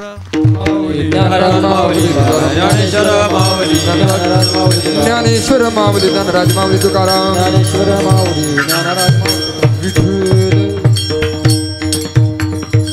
आपल्या सगळ्यांना मनापासून धन्यवाद देतो. तुकोबरायांच्या या अभंगाचा अर्थ शोधण्याचा मी प्रयत्न केला. याच्यामध्ये जे तुम्हाला योग्य वाटत असेल ते घ्या. याच्यामध्ये समजा तुम्हाला काही अयोग्य वाटत असेल तर ते माझं मला परत करा. तुम्हाला सगळ्यांना मनापासून धन्यवाद देतो. आपल्या तालुक्याचं भूषण आणि महाराष्ट्रभर नावाजलेले गायक वादक मंडळी, आमचे संदीप महाराज थोरात आहे, आमचे नितीन महाराज देशमुख आहे, आमचे ज्येष्ठ मार्गदर्शक दौलतबाबा शेटे आहेत, आमचे ज्ञानराज महाराज पापळ आहेत. या सगळ्या मंडळीला मनापासून धन्यवाद देतो. आशीर्वाद देण्याकरता आमचे शांताराम महाराज भोर आणि आपल्या तालुक्याचं भूषण आदरणीय राजेंद्रजी महाराज नवले, ते सुद्धा आशीर्वाद देण्याकरता या ठिकाणी आले. या मंडळींना मनापासून धन्यवाद. आमच्या वारीतील बरीच मंडळी आता उभेत बरं का, आता मी सगळ्यांची नावं घेत नाही. सगळ्यांना धन्यवाद. ज्यांच्या सौजन्याने मला ही सेवा मिळाली ते आदरणीय श्री नारायण रामू वाळुंज, त्यांनाही धन्यवाद देतो. मला या ठिकाणी आवर्जून बोलवणारे आमचे गोविंद मामा वाळुंज यांना मनापासून धन्यवाद देतो. आपलं हे कीर्तन फक्त औरंगपूर पुरतं मर्यादित न ठेवता अनेकांना श्रवण करण्याकरता सोयीचं करणारे आपल्या गावचं भूषण आणि माझे अत्यंत जवळचे सन्मित्र संकेतजी वाळुंज यांनाही मनापासून धन्यवाद. आमच्या वारीमध्ये असणारे सिस्टमवाली सगळ्यांना मनापासून धन्यवाद. ग्रामस्थांना धन्यवाद. झालेली सेवा श्री ओंकारेश्वराच्या चरणी समर्पित करून सेवेला पूर्णविराम. विठ्ठल जय जय विठ्ठल, जय विठ्ठल, जय जय. आ भोगिरे कुडी वेडी वाकुडी उत्तरा क्षमा परा अपराध महाराज तुम्ही नाही विचारिला अधिकार मी आपला करा क्षमा अपराध महाराज तुम्ही तुका म्हण ज्ञानेश्वरा रका पायापैकी करा करा क्षमा अपराध ज्ञानदेव तुकाराम तुकाराम तुकाराम तुकाराम. भगवान सोमेश्वराचा आपला ओंकारेश्वराचा वर्धापन दिन सोहळा तथा परंपरेचा नाम सप्ताह संपन्न होतो.